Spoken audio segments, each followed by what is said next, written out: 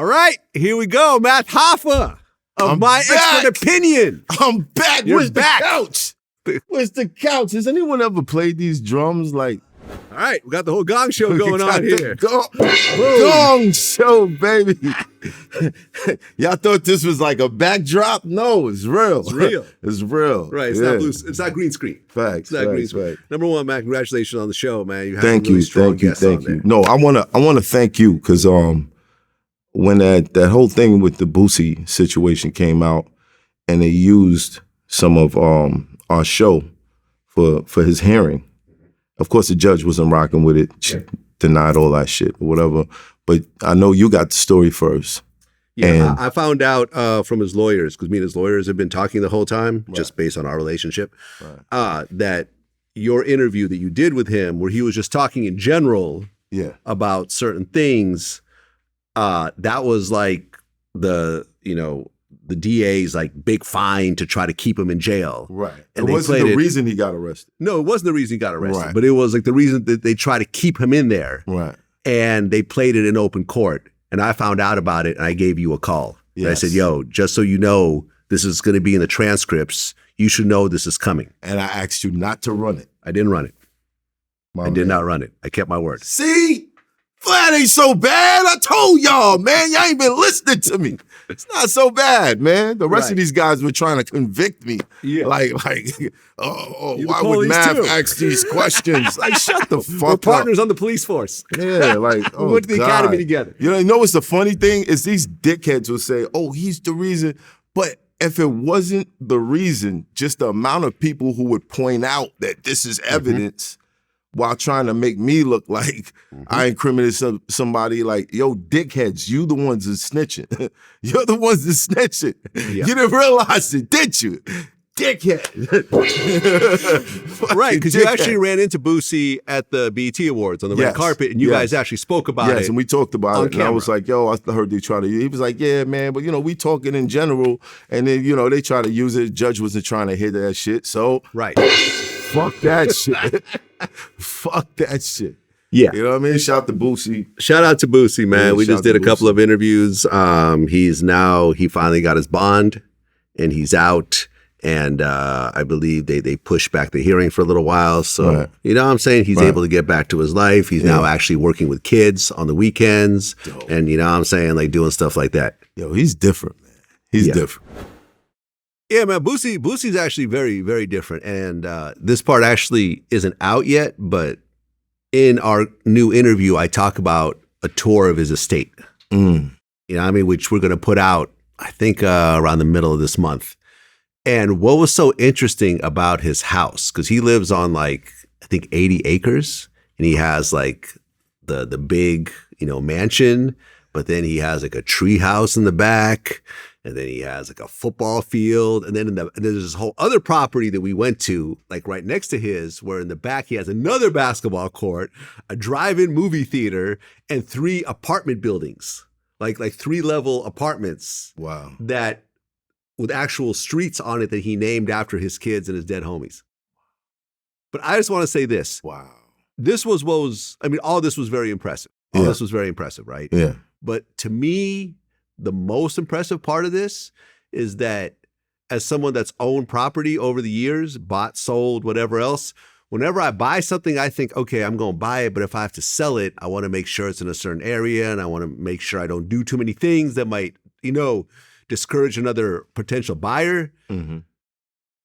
Seeing Boosie's estate, you see someone that went all in. That does not care about resale value, does not care about someone else potentially buying it from him. He's building exactly what he wants for his family, for his kids, exactly how he wants it. And it doesn't matter if anyone, because, a house like this is not going to be exactly easy to sell. Like you got to specifically, it's kind of like sort of in the country. It's a whole community. Yeah, it's a community. Yeah. Like someone has to be able to buy a community, which is not a lot of people on this planet. But to see someone go all in and throw all their money into something that they alone want for themselves was like, wow. It's awesome, man. Shout out to Boosie, man. Shout out to Boosie. Shout out to Boosie. That's fire. Yeah. And you actually had a Boosie interview. Yes. Yes. How did that go for you? It was great. It was great. At first, I was a little nervous. You know, sometimes the publicists they're like guard dogs. They're like, You had a publicist? like, well, whoever was the contact. Oh, okay. Usually, I screen the guests, so I talk with them. I have a couple conversations with them throughout a month or whatever, just to get us to a point where when you sit in the shop, it doesn't seem like an interrogation. You know what I mean? What I get accused of? Yeah, what you get accused of? Maybe you should start like moonlighting with your guest a little bit. But I kind of like that though. Right. I kind of like the challenge of sitting down with a person that I don't know. Right. And just being able in. to create a piece of art. Right. In that real time kind of moment. Right. You know what I'm saying? And to get over the person's reservations in real time and stuff like that. Well, I have a barbershop show. Yeah. It has to seem like community, like everybody is familiar with each other. Yeah, you also have other guests and stuff like that. I mean, other interviewers. Right. You know, and so forth. So that's the process I go through. And I wasn't able to get that with Boosie. So I'm like, I don't know how this interview is going to go. Because we never actually spoke, like, you know, face to face or phone to phone, whatever. When he came in, he seemed a little tired, and I was like, "Oh man, you sure you good for this?" He was like, "It's like, hey dog, I'm a professional, man. Facts. I'm a professional." As soon as the camera came on, he was on it. Listen, every interview I've ever done with Boosie, and a lot of times these are 3-hour interviews. At no point did he say, "I'm tired, I gotta go." Sometimes he'll even say, "Hey man, move my flight to 3 hours later. You know, I gotta finish this." Right. Serious, Boosie hustles and has more business sense than anybody I know. Yeah. And I know a lot of people. I know billionaires. You know what I'm saying? Right. He is so on it 24/7, so professional, always takes care of, you know what I mean? And when people ask about me, it's like, yo, man, Vlad has always done good business with me. He's never crossed me. I've never crossed him. You know what I mean? You know how these things go.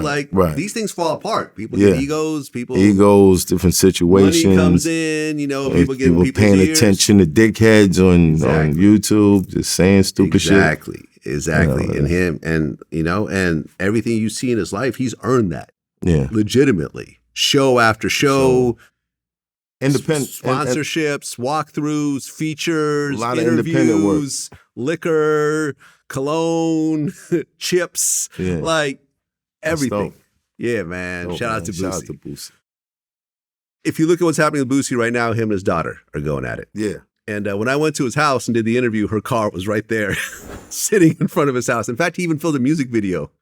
Yeah, where he was leaning on the car. On the car. What do you think of that whole situation? People sound grateful. Ungrateful. Oh man. Boosie does the things that some of us want to do.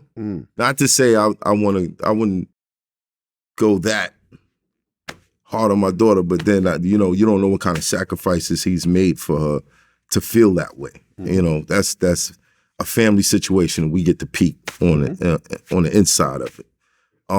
Things that she says about her dad, I don't agree. That's ass whooping right there. But she called him a bitch ass. N-word, I couldn't imagine call him a sperm hearing donor. that coming out of any of my kids' mouth. You know what I'm saying? That's whack. That's whack. But you know, music is art. Art is a reflection of life, and he's not afraid to get out there and drop diss records on his daughter. You know what I mean? And his baby mother. I'm not mad at him. I got plenty. Baby mothers? What? Nigga, I got 3 albums of those. I got 3 albums going on my baby mothers. You know what I'm saying? And even though we might be in a space where everything is good, because I'm starting to release music, I know they feel a way are you gonna put that song out? Are you gonna put that song out? And I'm like, yeah, it's life, but don't feel no way. I got some good ones about you too. But he just goes. How old is your oldest kid? Oldest kid is 22. Okay, you have adults then. Yes. Are they on social media? The younger ones. Younger ones. Yeah. How old are the younger ones? Oldest does he don't really rock with. Okay, but the younger ones. He's like me. He don't really fuck with none of that shit. Okay, so the younger ones are how old? Yes. 17. Okay. Almost adults. 13. Okay, a little younger. 7. Teenager. And 8. So what, the 13-year-old and the 17-year-old are on social media? Well, the 13-year-old not so much. So no, it's really the 17-year-old. and he's lit. Like he comes and hang out with me. We're at Brooklyn Chop House. We run into Fabio. He gets a picture with Fabio. We downtown shopping in Soho. We run into Bobby Shmurda. He gets a picture with Bobby Shmurda. Like he's lit. You know what I mean? What if he turned around and started dissing you on social media? I don't think he would. But if he did, he's my son though. That's different. Yeah, that's not son. It's different. What, it might get kind of physical at some point? I'll fix him up. I'll fix him up. I think they know that about dad. Dad, you start acting like you too grown, dad gonna fix you up. Have you ever like spanked your kids and stuff like that? No, not really. Not really. I've been against beatings because I feel like that teaches your kid to handle things with violence. I feel like that's what it taught me. Something you're guilty of. Yeah. Yeah, and you know something, I've read a lot of studies about that, and they basically said, like, I guess called corporal punishment, never really works out in the long term. There's really no positive effects of corporal punishment out of all the studies they've ever done around the world. There's the little pop when they're little babies, like you go too close to the plugs or something. No. Yeah, and then like okay, that's not a right. beating. But the getting older and like I went to school in the islands, like in Barbados. I went to St. Michael's Primary, Belmont Primary, and I went to Corsian Parry because I was real sick when I took the placement test. Everybody thought I was going to be at Commermere or Harrison's or. Like those are the top schools. Like my peers in my class, like we were all supposed to go to the top schools. But I went to these schools, and in these schools, if you don't know the answer, you getting the ass whooped by the teacher. Yeah, with a stick or just a stick, a belt, you name it. You misbehaving in school. I remember one time my mother went up to the school, and she almost fought the headmaster. Because he had hit me so hard with the belt that it ripped up my back, and I went home with blood in the back of my shirt. Damn. Yeah. That's some old slavery type shit. It's different. Damn. It's different down there. But when I came back to the U.S., I was smarter than everybody. I was smarter than everybody. I could have stayed out of school for 2 years. It wouldn't have mattered. You know what I'm saying? Like, it's a different type of thing. Yeah, man. Listen, I hope that Boosie and his daughter works it out. You think she's gonna drop a diss record in response? She's not a rapper, is she? She might. You never know. I mean, he has rapper kids. Yeah, but for me, I hope it's like publicity. I hope it's publicity. Publicity? Yeah. Publicity. I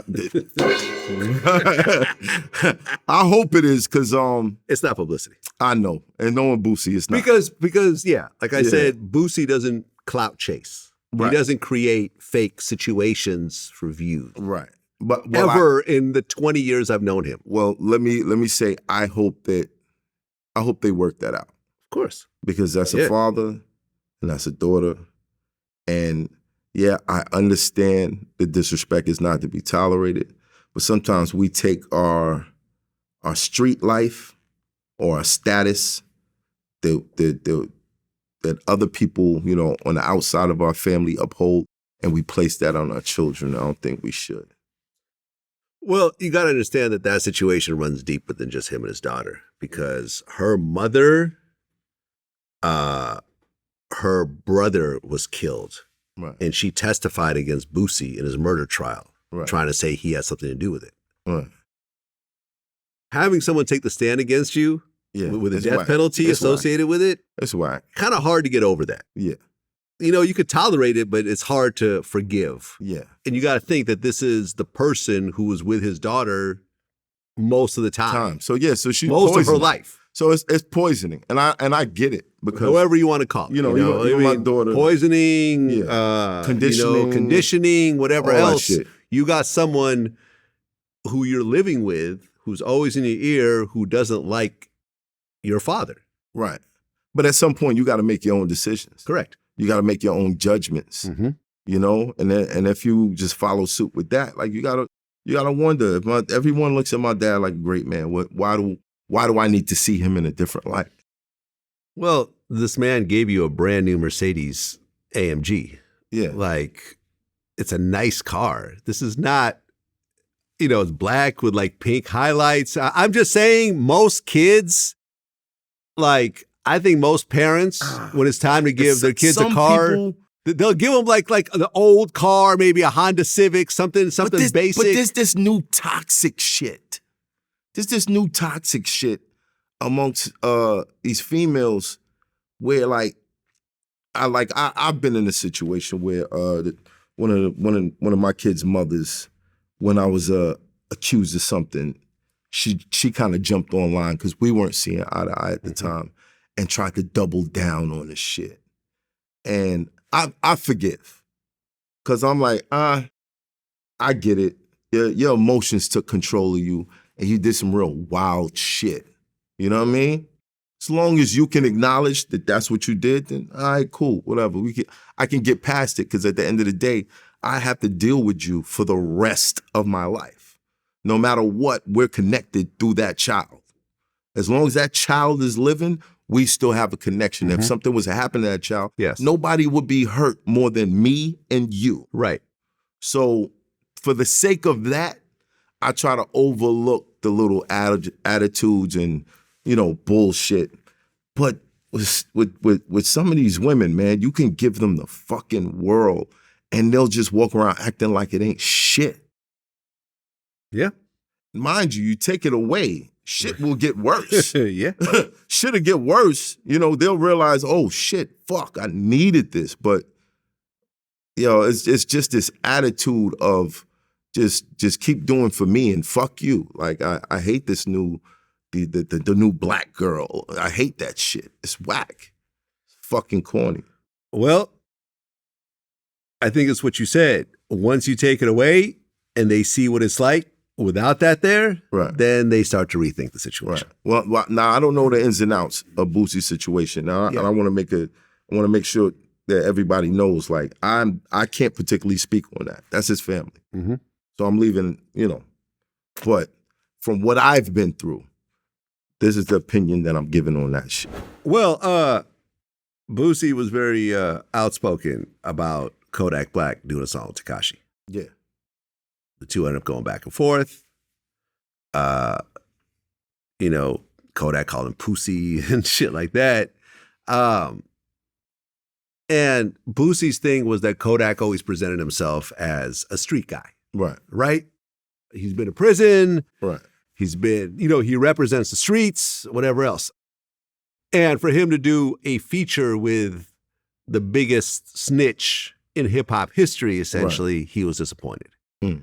Kodak's thing was, I got $1 million, I got like a Phantom, whatever else. And he even had a line dissing Tekashi. He said, I even got cheese from a rat, which they ended up cutting out. But, the engineer played it. I mean, what's your take on this whole thing? Integrity.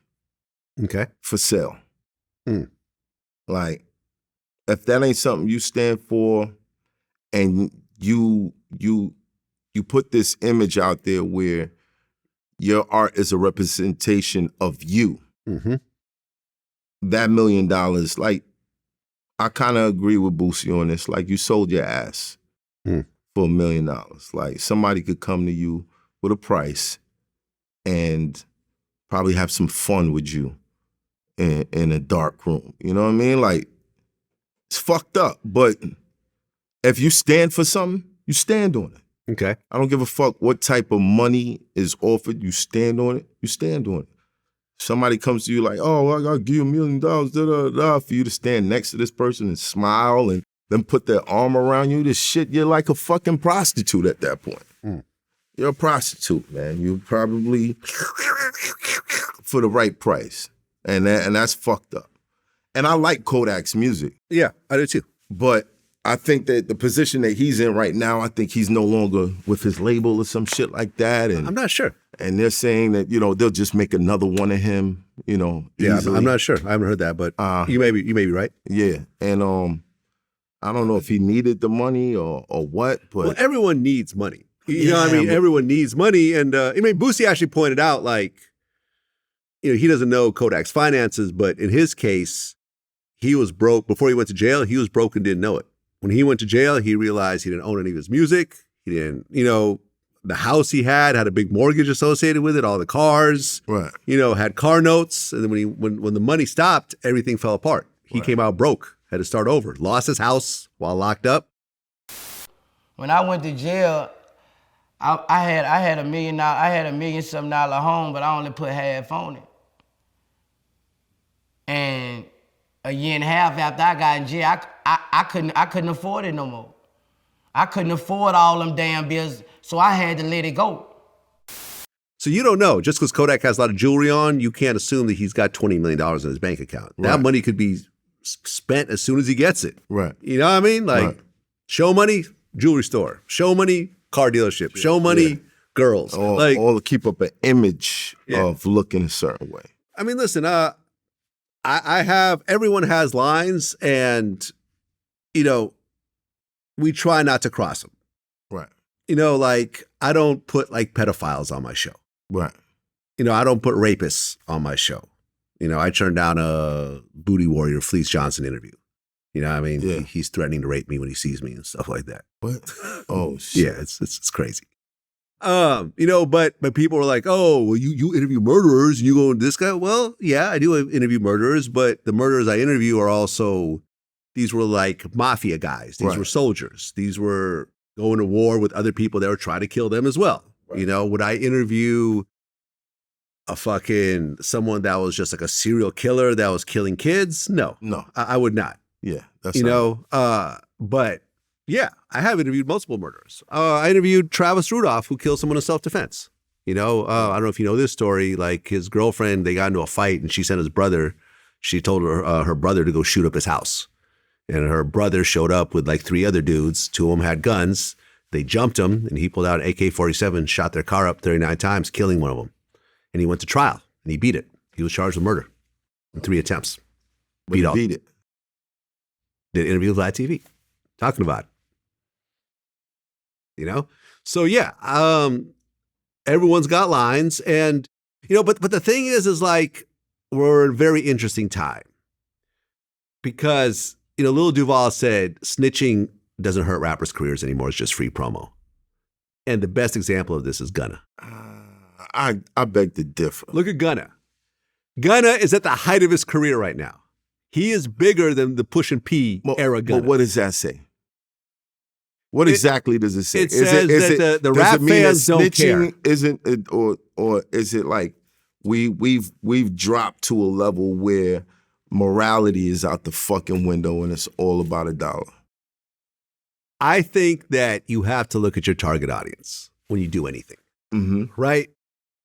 And the target audience might not be you. They're like the people who watch your show aren't a bunch of little math Hoffas. Right. There's white kids, there's Asian kids, there's Mexican kids, there's people from other countries, everything else like that. They're entertained by what you create, but not everyone is going to share your mentality. Right. So when you look at Gunna's fans worldwide, how many of them have ever been in prison? Not a lot, probably. How many of them? I get it. How many of them have had RICOs or have been facing serious time or have been in situations that Gunna found himself in? Right.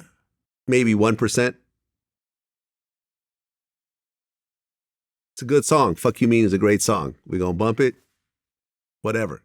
And now the song went number 1. It was his first number 1 song. Went number 1 on what? Well, it was number 1 on Spotify. Oh, okay.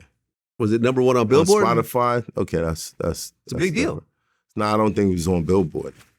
Let me see. I don't think it was number 1 on Billboard. It was number 1 on the hot R&B and hip hop charts. Yeah. So now not on the main chart, but on the hip hop chart. Still a big deal. Still a big deal. Still a big deal. That Booty Hole Brown shit could make number 1 on there, bro. Like, come on, man. That album is doing numbers. And my thing is, I mean, you saw what happened to Kashi. He basically had to go Spanish to keep a career and move out of the country essentially and do a bunch of stuff in Mexico and make everybody believe that his baby moms was sleeping with Shotty and all that shit. Now what he did was pretty egregious. He literally went on the stand and pointed his finger at everyone and you know, cooperated and everything else like that. Gunna said what he said. So it's a little different, but for certain people like Boosie, it's the same thing. You know, and I don't know, man. I just feel like I had 1090 Jake here yesterday. Yeah. And he talked about all the people who he has actual paperwork on who cooperated. That he's like very transparent about it. Like, here's how I got the paperwork, and here's how you could go and get it yourself to verify it. Right. Like he's that shows like go to this website, blah blah blah. Because like in Florida, you can look up anything. Right. How did you get this paperwork? So Jacksonville is Duval County criminal clerk. You just go in there and type in a name. It brings up every single arrest. When you go into the arrest, brings up the dockets. The dockets have the arrest affidavit. It literally just tells you everything. So you just went online, or you actually had to go to online. the office? Everything's online. So yeah. online, you just looked it up. Yeah, Florida has the information. sunshine laws where everything is fucking public. Sunshine so laws. it was mad easy to get this shit. I didn't even have to leave, my apartment. Boston Richie, Finesse 2 times. Like, these people have great careers. So you're saying there's paperwork on them? There's paperwork on them, according to him. I haven't verified it myself, According but to he him. was. What's that? According to him. According to him, but he's actually saying, here's how you can look it up yourself. Okay. I mean, did you look it up? I did not look it up. Okay, but you're here repeating I am here repeating what he said. what he said. Yeah. But And it that to sounds me is legit. a violation, because there's 2 things that I can't put on somebody without seeing actual evidence, and that's snitching and all the backdoor play. I can't accuse anybody of none of this shit or put that tag on them or even mention their name in the same sentence or something like that because I don't know. Okay, fair enough. And that's something that I grew up not playing with. Like, you don't play with that shit. Cuban Link accused Fat Joe of snitching and posted up some paperwork, and And then look, and came this- back and said, It was "Oh, fake. I don't think it's real." It was And even fake. Joe was like, "I've seen this paperwork. I Yeah. know the guys that are mentioning it, Yeah, but that's not real paperwork. Right. My name thrown into there, that's Photoshop." yeah, And then Cuban Link had to go back and say, "Yeah, I think he's right." yeah. And for that reason, it's been an issue about, Cuban coming on my show. Was he on your show? No. Okay. But for those reasons, it's like, when you have so much animosity against someone that you would jump out the window with some shit like that, like, I can't rock with it, man. Yeah. I just can't rock with it. Like that's, man. Yeah. Well, I mean, listen, I've interviewed Cuban Link before, a long time ago. Right. And I mean, you have to at least give him the credit of coming forward and saying, yeah, okay, I don't think that was real. Because he could have just left it. No, and I respect that. Yeah. I respect that 100%. But then you got to take a step back and be like, why? I got a saying. When you're too thirsty, you don't drink, you drown. Mm. And some people get too thirsty and they drown. Yeah.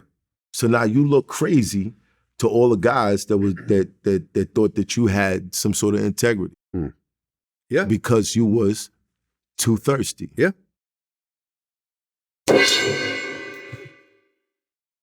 That's that. The YSL trial, Uh-huh. still in jury selection. I think Young Thug was in court like today or something, Yeah.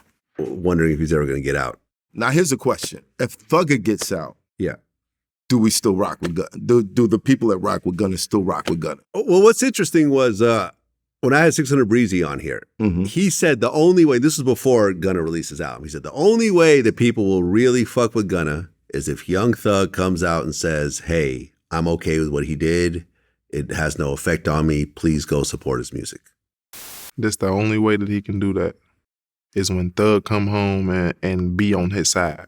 Aha. Okay. That's the only way. If Thug don't put out a statement saying that he didn't tell on him and that's his brother, or you don't see Thug when Thug get out and be like this and they still beat Thug and Gunna how they was, his career ain't gonna be able to do it no more. He needs that. Gunna never, Young Thug never said that. Yeah. And yet Gunna still succeeded. Have we heard any comments? No. There was I don't know how real it was, some sort of leaked text message or some shit like that. But I think Dirk I think there was a leaked voicemail, but I think it was AI. I don't think it was real. Yeah, You got to understand that Young Thug's situation is so serious right now that he's not going to risk talking to anyone, texting anyone, getting a stolen phone. Like, you know what I mean? Yeah. In the prison, in the jail, I mean, talking on the phone to someone about something because he knows that all this is being tracked. Yeah. And he's facing, potentially the rest of his life in prison. Right. So whatever rumors we hear from family members or friends, you can't really take them all that seriously right now. Because what he's going through is more than hip hop, is more than Gunna, is more than anything. He's literally no bond, sitting in a small fucking jail cell, wondering if he'll ever come home at all. Right. So I don't trust any of that shit. Right. And, even if he could say something right now, he wouldn't, because that might be witness tampering. Now, here's the question. Why hasn't Gunna made a song kind of saying something to Thugger about this shit? I think he does. I think he posts him and Thugger pictures together, and I think he shouts out the Young Thug and stuff like that. He should, but at the end of the day, we just got to see Thugger's reaction on this shit. Yeah, and we may never see it. Or we don't know. There's no chance that you'll never see it. There's no chance. Once that verdict is in, there's definitely going to be something set. Well, the verdict comes in, but then there's also appeals. Appeals, yeah. You know what I'm saying? Yeah. Once you get to the end of that tape. That process may take 5 or 10 years. Right. You know what I mean? If you're talking about the rest of your life, you're willing to wait it out. I think the important thing to note is that here are some guys who made it out of tumultuous circumstances in their neighborhoods, was able to provide opportunities for other people, but their mindset brought them back to a position where you could lose everything. Well, there's a term that I grew up hearing: absolute power corrupts absolutely. And I know what that is. Yes. I've gotten that feeling, the first million that I got. I felt that. Mm-hmm. Felt the who have I had a problem with? You know what I mean? Who's, because after a while, if you play certain areas in the hood or whatever, you get pledged. You get people pledging to you. Mm-hmm. People will come up to you and be like, yo, just put me down, whatever it is. Yeah, I'll do whatever. Whatever. Yeah.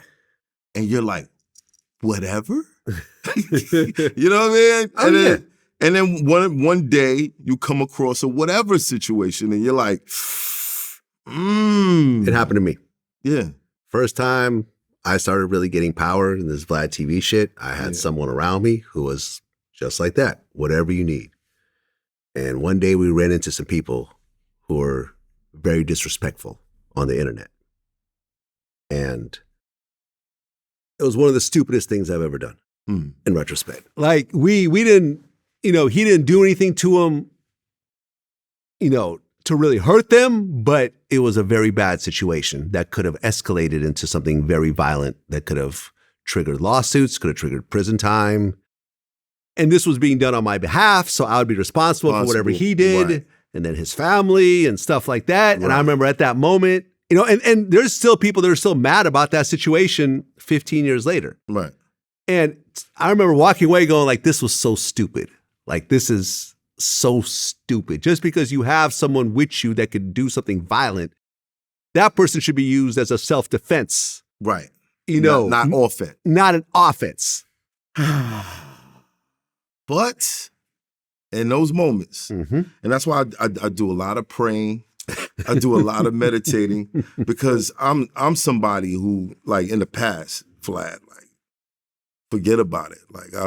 I've hospitalized 3 people in the same 2 minutes. You know what I'm saying? it's not far. It's not that far from me. Yeah. I understand what I have now. And I understand what it's doing for my family. I understand what it's doing for the people around me. But that's still not that far. Yeah. You know what I mean? Where a reflex action could fuck up everything.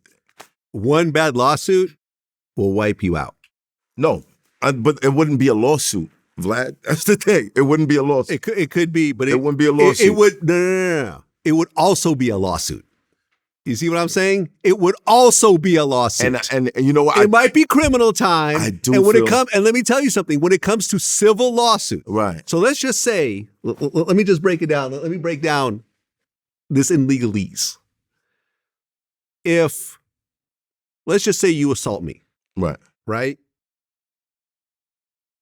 And I press charges, and you are found guilty of assault, or you plead guilty. You do a plea deal to assault. Right. When I then sue you civilly, it wouldn't even be much of a trial. First, you have because to press the I charge. have a criminal conviction on you already, and a civil trial has a lower threshold. A civil trial, the jury has to say, it's almost like 51%. Does a person feel 51% that you're innocent or guilty? Then they vote guilty, right? But in a criminal case, it's beyond a reasonable doubt. Right. It could be 75, 80, 90%.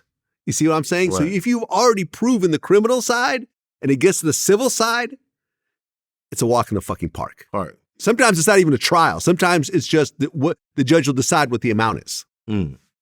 So, Or you settle out. exactly. But Yeah, either way, I still you're feel like going to cut it. You're going to cut a big I still feel check. like it wouldn't be a lawsuit. I mean, I feel like there's some people who have tried. Like, there's a couple idiots out there that's still trying to piss me off for some reason. I don't know why, but I think that's the reason, because they feel like, yo, I think we could get some of that money out of it. Exactly. You know what I mean? And it's like, keep trying, man. I'm not paying y'all no mind. I said that's what the meditation and the Well, and you all also the spiritual stuff. Yeah, and brings you to also me. have to learn at some point you're going to have real security. Like, I learned at one point I can't have my homies around. I can't have the street guys around. Right. I love these guys. These are guys who I'm so close to. Right. And when they need help, I'm there, and I like to hang out with them and stuff like that. But when it comes to these types of situations, I'd rather have an off-duty cop around me. Because There's that. Or they can pull out an armed or guard. an armed whatever. guard. I use both. You know what I Yeah. mean? But like with me, it's like, to me, what I feel and- the ultimate protection, if it's really that serious, if I'm really going into a place where it really might get fucked up and I might have a lot of people around that might want to do something to me, my LAPD guy will pull out his fucking badge, and then what? Yeah. What are you going to do? You going to assault a cop? Yeah. Where's it going to go after that? Where's it going to go after that? Now, you going to shoot a cop? I've done Like, that. Like, when you had cops, when I did the interview on your platform Yeah. last time, you Facts. had off-duty cops right there. off-duty cops. Yeah, Well, I man. don't play that shit. Exactly. Like, As you should. But then there's the off-duties, and then there's the other guys that's like, Yeah. But for me, like, I'll go on a date with my ladies, and I'll have an off-duty tail us, just to make sure. Yeah. Do you out with beautiful women, guys see you, the hate activates in certain niggas, and they might want to, play themselves and try to, you know what I mean? So I make sure it's protected the right way. So I don't gotta get my hands dirty. But when you go in a certain place, like you go to a club, you go to a show, this, that, and the third, it brings an uncomfortable vibe when you backstage, and that's what it is. So Wait, what it's do you mean not- backstage with what? like backstage with a bunch of rappers or whatever, Yeah. like it just makes it uncomfortable when you have, certain people around you. a security, like a cop security? So I'll go with like the guys rather than that. You Hey know what I man, mean? listen, I don't give a fuck if someone feels uncomfortable, man. I'm there for my fucking safety. I'm trying to get home.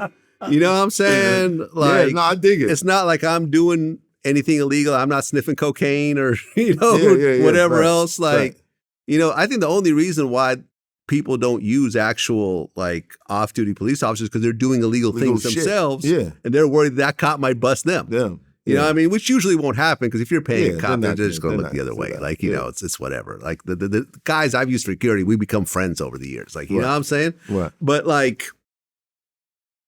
You know what I mean? How a lot of times when you use the homies for that, let's just say something happens, they might not want to take the stand.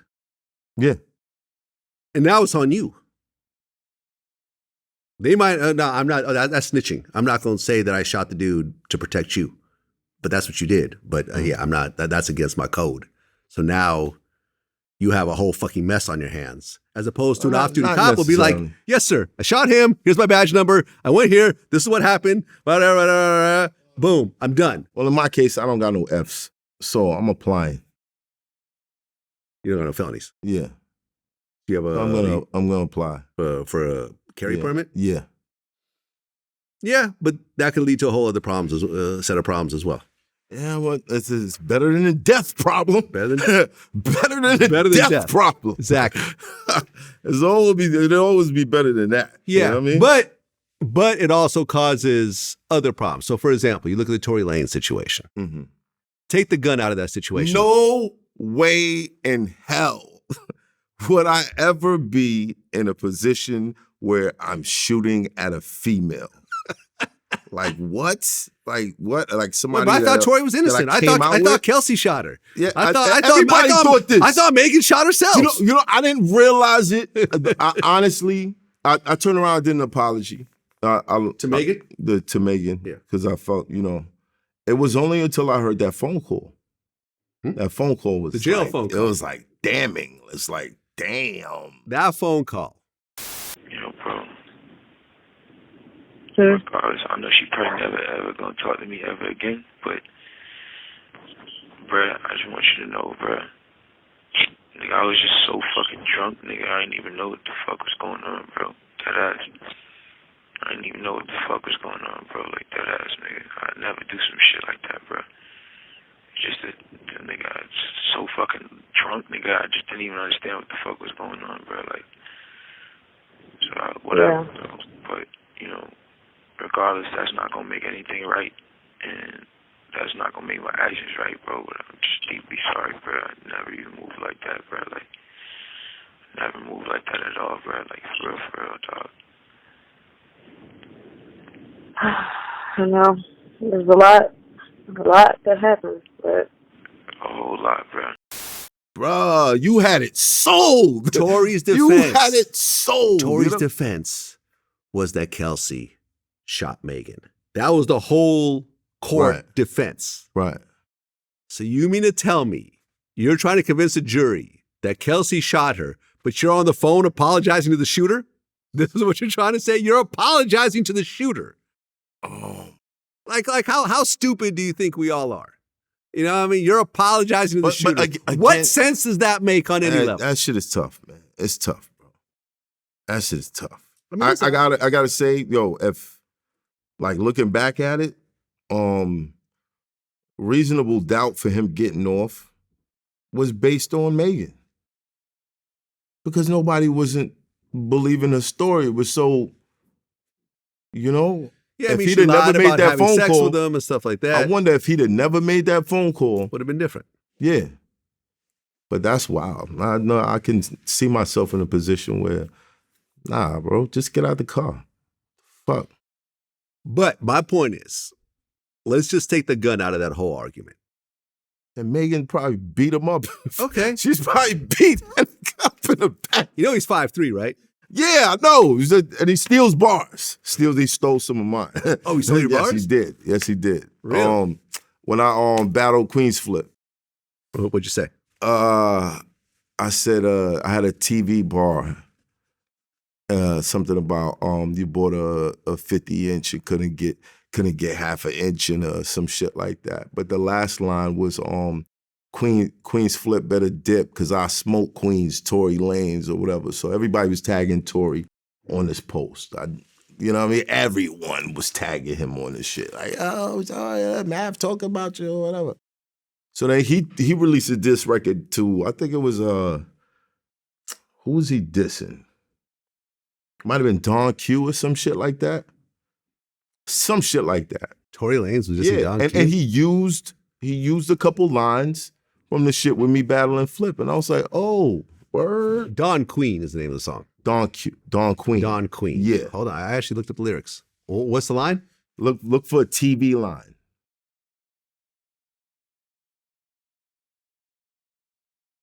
There's only one TV line. Hybrid's a label, but only one of y'all on TV. No. No, that's not it. Look for inch. Nope. One of those disc records. They're gonna leave it in the It's a comments. long song.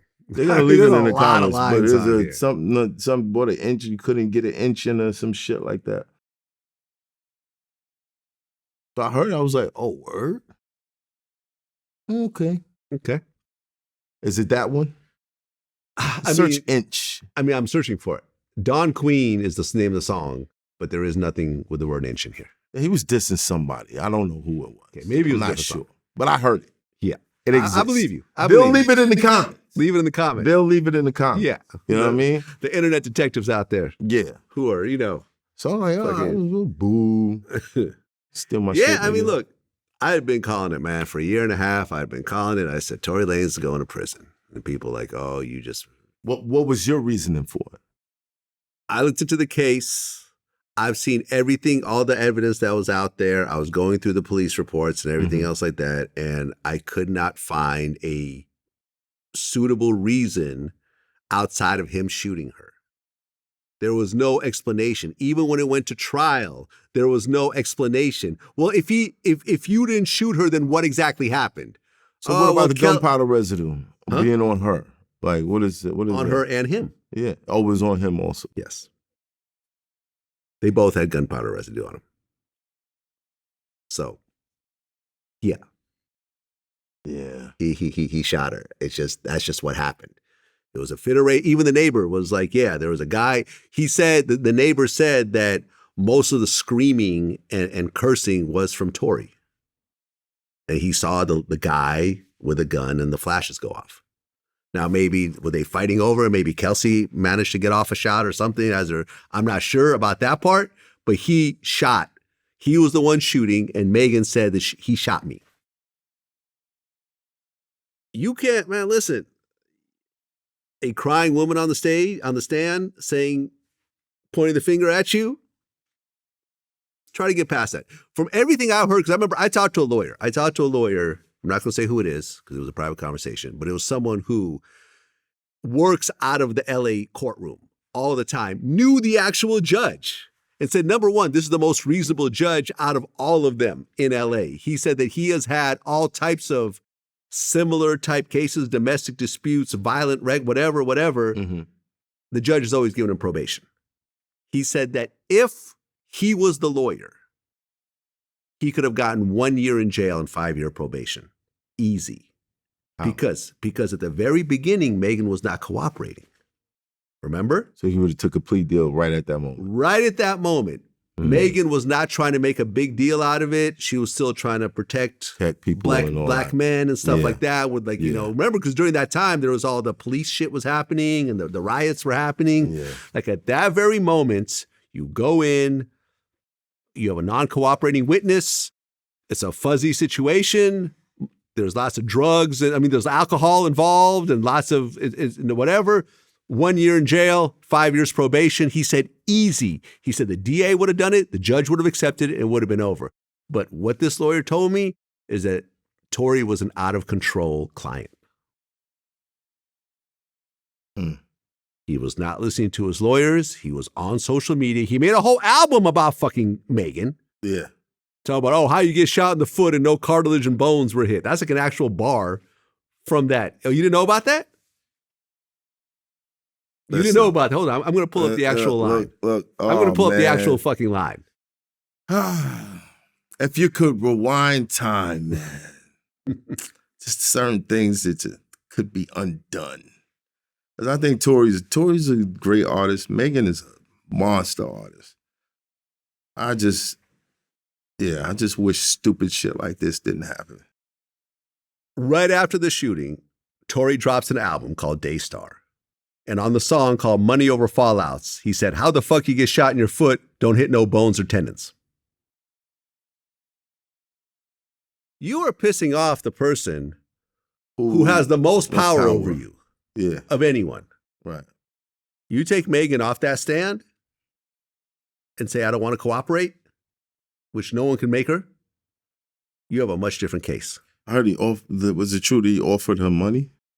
I think that was part of it. I mean, I think that there was definitely witness tampering in terms of Kelsey, because she got on the stand and said, when they asked her who paid for her lawyer, she said, I don't remember. Yeah, okay. Right. All right. Wow. Who don't remember who paid for your fucking lawyer? Like, fuck out of here. That's crazy. You know what I'm saying? He made a whole album rapping about her. He continued to taunt her on the internet, like making comments. For the fellas, man, we were sold. We thought, oh, nah, it was a battle of the sexes. It was a battle of the sexes. Oh, man, Megan, I'm so sorry, baby. It was a battle, but I was never on that side. I was always on Megan's side because at the end of the day, right is right. Like, you know what I'm saying? Like I hate that shit. I'm not going to side with men just because I'm a man. Like, fuck that. Yeah, but you don't got the same experiences as everyone. You know, some people have been in situations where women will go above and beyond to hurt you. Yeah, I get it. Like lie, call cops, do all types of it. shit to sink your life. Yes. And it will be nothing but deceit flowing out of their mouth. I get it, bro. Like, I get that. Selling it. But back to my point is, okay. I'm so damaged. I'm so damaged, man. I'm so you. sorry, man. I feel you, but I'm so sorry. I'm so my damaged whole by thing this is, shit. I need to do a fucking album called Damaged. My whole thing is, if Tory was not the one who shot her, right, then who shot her because she was shot? Everyone the doctor took the fucking stand and said he removed bullet fragments from both of her feet, had to operate on one foot, and the other one he was able to just pull them out without having to cut the foot open. That's established. She has bullet fragments in her feet. She was shot. So who shot her? And then Tory doesn't take the stand. Now, people say, well, he doesn't have to take the stand. You know? But not taking the stand will always make you look worse to the jury. You might as well take the stand if you made a whole album, nigga. Exactly. You know what I'm saying? You made a whole album, man. You might as well, my nigga. I'll be damned. If you told me that I'm accused of shooting Math Hoffa, right? You're saying I shot Math Hoffa, and I know for a fact that I did it. Right. That lawyer couldn't keep me off that fucking stand. Right. And it's really not up to the lawyer anyways. Yeah, you can make that decision. But they'll advise you not to. Well, no, it depends on the situation, right? Yeah. It's not yes and no. You know what I mean? Depending on how emotional you are. Well, and depending on whether they think they can pick you apart and so on. Yeah. But, I interviewed Hurricane Chris. He killed someone in self-defense. He took the stand. Yeah. I interviewed him too. Shout out to Chris. Yeah, shout out to Hurricane Chris. You guys talked about the situation, right? Yeah. So you know what I'm talking about.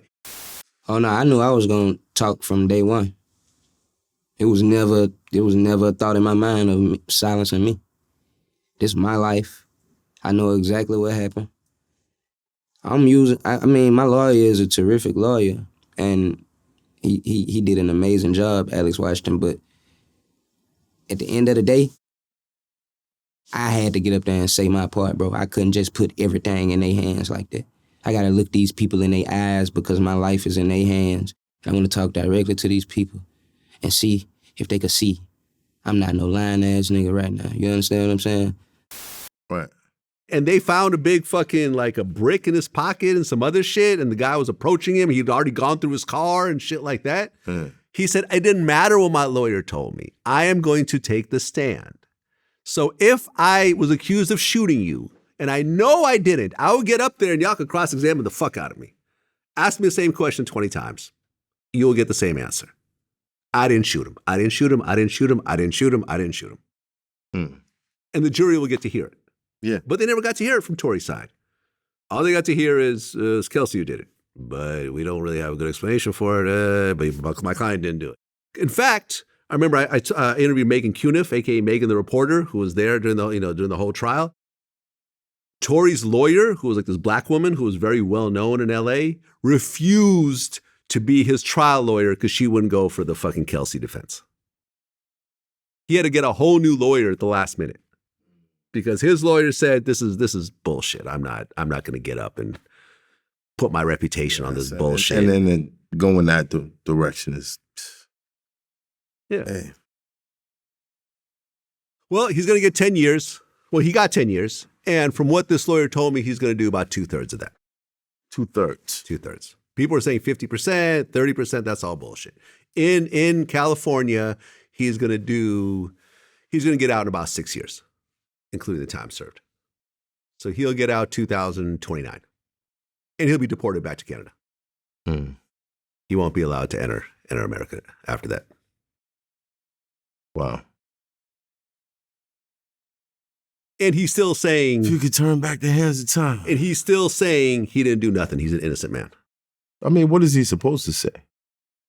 Well, you know that worked against him, right? Yeah, but what is he supposed to say at this point? Because by him, like DA Gunna. What DA Gunna's supposed to say, they tricked me. You know what I'm saying? Like, he's supposed to say that. Like, well, no, because had like he said, my man was telling me the other day he ran into somebody I had an issue with, and he had 7 people with him. And he told me, he told me that he didn't really have a problem and this, that, and the third. I said, of course he's gonna tell you that. You got 7 niggas with you. He's by himself. You think he's not gonna lie? Like, he's going to lie, my nigga. Like, you gotta look at the circumstances that somebody's in under. But this circumstance right here, the fact that Tory has showed no remorse, continue to say that he's being framed, he's an innocent man, that they're trying to put a black man behind bars that didn't do nothing, that he's a victim, and this whole thing made the DA petition the judge to give him a longer sentence, which actually happened.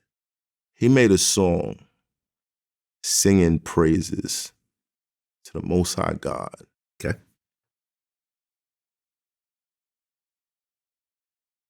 Around this situation. You ain't real right. You don't do that. So whether people believe that he did or don't, he should never admit it. He should never admit it. Your validity's out the window after that. Nah. Well, your freedom's out the window at this point. Yeah. So let you people, know what I mean? Let people argue forever. Cool. They're all right, cool. When you come out, you drop an album, you never know what's going to happen. You can use the Donald Trump defense. You know what I'm saying? I got you. Donald Trump. The election was stolen. Yeah. I got RICO charges and all that. I'm a victim here. Election was stolen. I won. Right. Yeah, I mean, listen, Tory Lanez is the Donald Trump of hip hop. You know what I'm saying? There it is. There it is. There it is. YNW Melly had a mistrial. And he's still locked up. He's been locked up for I think almost 3 years. What was interesting after that case was his mom had posted that 9 of the jurors were going to find him not guilty and 3 were going to find him guilty. But then one of the jurors came forward and said that's just simply not true. It was actually the other way around. 9 were finding him guilty. There was one woman that basically refused to go along and got 2 people on her side. But he's facing the death penalty. Yeah. That's an ugly situation. I don't know enough about that, and being that he's still going through it, I don't feel comfortable talking about it. Fair enough. Hopefully it works out, and hopefully they can give him a bond, because I really feel that if you have a mistrial, that should be the reason for a bond. That should almost be in the fucking law books. Let me out. If you attempted this shit, obviously there's some holes in the shit. It didn't work. Give me a bond. You're allowed to do a retrial. We get that. Okay, that's fine. But if you get a mistrial, that should at least be an automatic bond. That's what I think. I think there's I can't talk about that yet. Yeah. I don't know what's going on. Well, I hope it works out, man. You did a G Herbo interview. Yes, I did. Congrats. Yes. Herb, man, come back to VladTV, man. It's been a bunch of years. Shout out to Herb, man. Shout out to Herb. He's the guy, man. He's the guy. He's the guy. What you gonna say about him? He's the guy. G Herbo. He's you know what I'm saying? Yeah. But he's about to turn himself in for 5 years. Yeah. Did you guys talk about that at all? No. He didn't want to talk about it at all. No. He's in my prayers. I'm cool with some people that's close to him. So yeah. I know it's killing him right now, because the amount of money that he's going to prison for is something he could probably do in a weekend now. He could probably do some shows. You know what I'm saying? And it's just I know at the time it probably wasn't. And it probably, you know, I mean, he could have probably used the extra money and it didn't seem like it was a big deal. And okay, yeah, we just booked this flight. I don't even know what he did, to be honest. Well, okay. Okay, he pled guilty to one count of conspiracy to commit wire fraud and one count of making a false statement to a federal official. Right. And he's saying 5 years? 5 years. Well, Mr. Wright, they are passing a new law where if it's nonviolent, then they'll chop the time in half, I believe. So this is what it says on the actual website. Mr. Wright, G. Herbo, used stolen account information at his very own unlimited funding source, using victims' payment cards to finance an extravagant lifestyle and advance his career. Mr. Wright affected countless business individuals across the United States who had his foot to nearly $140,000 bill in unauthorized transactions. So I think from what I remember, it was like he was using stolen credit. He was involved in, I think, a group of people that are using stolen credit cards for private flights, hotels, that type of thing. I don't know. Yeah, that's what happened. And now he's doing 5 years over that shit. I don't know. Sad. There's no getting around it. That's what you're saying. No, he pled guilty. He's doing 5 years. And it's Fed time, so it's what, 85%? Yeah, but it'll get chopped down. Really? Nonviolent offender. I don't know if it's just. I think it's all the way across the board. Nonviolent offenders, they're gonna chop their time down. I hope so. I like Herb. I have nothing but good things to say about Herb. Man, We've done maybe about 3 interviews, I think. I was doing when he was Lil Herb. Mhm. That's what I was interviewing. You know, I mean, before G Herbo. Right. When he was Lil Herb. He's a great guy, man. He's Yeah, a great man. guy. But I just want to say this, like, I mean, I'm 50 now. You know, I'm half a century in. Oh, shit. Really? Yeah, I just turned 50 in June. Congratulations. Thank you. Still looking good. You know what I mean? Yeah. I'm slim, You're good right. shape, healthy. You're right.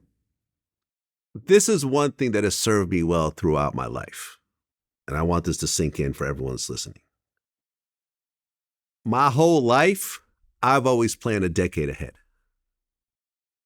As a teenager, I was planning just on what was going to happen in my 20s. You know what I mean? I'm like, Right. okay, I'm going to go to college. I'm going to have this type of career. So by the time in my 20s, I'm going to have money coming in from all the work that I did in high school and UC Berkeley, the kind of major, you know, I chose a major that I knew would make a lot of money, you know, Right. computer science, everything else like that. Boom, I hit my 20s. Okay, now I am going into my 30s. And I'm like, all right, boom, I got a plan to see, I started a business, did this, whatever. The business ultimately didn't work out. Mm-hmm. And then it was time to switch careers, but it was like, all right, I'm DJing. Like at 29, I was DJing, but I realized, something, this DJ shit ain't going to translate into my 30s and 40s. Once you started noticing other Yeah. DJs that was supposed Other to be DJs popular, that broke. They were broke, living Yeah. with their moms, like, that type Yeah. of shit. And I kept thinking ahead, the mixtape shit is going away. Let me go into DVDs. Oh, that's going away. Okay, let me go into movies, documentaries. Oh, let me go into YouTube. And that's when things started to click. But I'm always, let me invest my money. Let me put it into stock. So by the time because I know I'm 50. Right. How many more interviews am I going to be doing interviews in my 60s? Maybe. Am I going to be doing interviews in my 70s? Probably not. In my 80s, almost definitely not. Right. So I'm planning ahead and stacking money and making investments and building my business a certain type of way and putting people in position. And it's always 10 years ahead. Whereas a lot of people are just YOLO. Fuck it. Yeah. I'm just trying to get to next week or next month. Like, I'm never thinking about that. Right. So everyone, before you make a decision that could possibly affect your next 10 years, think about those next 10 years. And I will guarantee you will make better decisions. I think that's the way that you do it. Mm-hmm. For me, I have a different way. Okay. There's someone always standing in the room with me. And that person is me. And he has everything that I want. Everything. He looks the way I want to look. He moves the way I want to make. He has the businesses that I want. He has the capital that I want. He has the family structure, everything that I want. And he advises me And whenever I get close to making a decision that won't get me there, I don't see him. And if I don't see him, I don't do it. Okay. Similar to what I'm talking about, but your own angle at it. Right. I like it. Right. I like it. So both methods is planning for the future, though. Planning for the future. Yes. And you know, unfortunately, you know, especially in hip hop, the environment that you come from, sometimes bringing it with you be a hindrance, because then you also bring the mentality with you. You also bring people around who are thinking short. Even when your money is up, they're still thinking short term. And that could be a problem. And I don't know if that's what happened with Herbo. I don't even, you know. I don't know either. But I think that people you have to start thinking about that. You have to start thinking mogul and not rapper. You have to start thinking CEO and not producer, or, you know what I mean? Like, you have to think on a higher level than, you know, just getting caught up in certain shit. I'll tell you this. I learned this a long time ago. It was one of the investment books that I read. I don't even remember which one, but this really stuck with me. The more successful a person is, the longer timeline they're preparing for. And let me break this down. A homeless person is trying to get through the day. They're trying to get enough food or drugs or whatever the hell they need to make it to the time that they go to sleep that day. And they reset. And then the next day they start all over again. Right. I'm going to go beg for some money, then I'm going to get some food, and then my stomach's full, and then I'll figure out what happens afterwards. Right. I'm not planning shit. Right. A person who's like, let's say, middle class, they're planning for the next few months, maybe the end of the year. You know what I'm saying? Rich people are planning 10, 15 years ahead and so forth. But when you get into the ultra rich, the Jay-Z's of the world, the Warren Buffetts, the Elon Musks, they're planning for way past their lifetime. They know I'm going to die. They've accepted that. But they say, after I die, there's all these resources that I've amassed, and I want to make sure that I am actually directing all that money in ways that I want to, whether that's charities, businesses, family, whatever else. Right.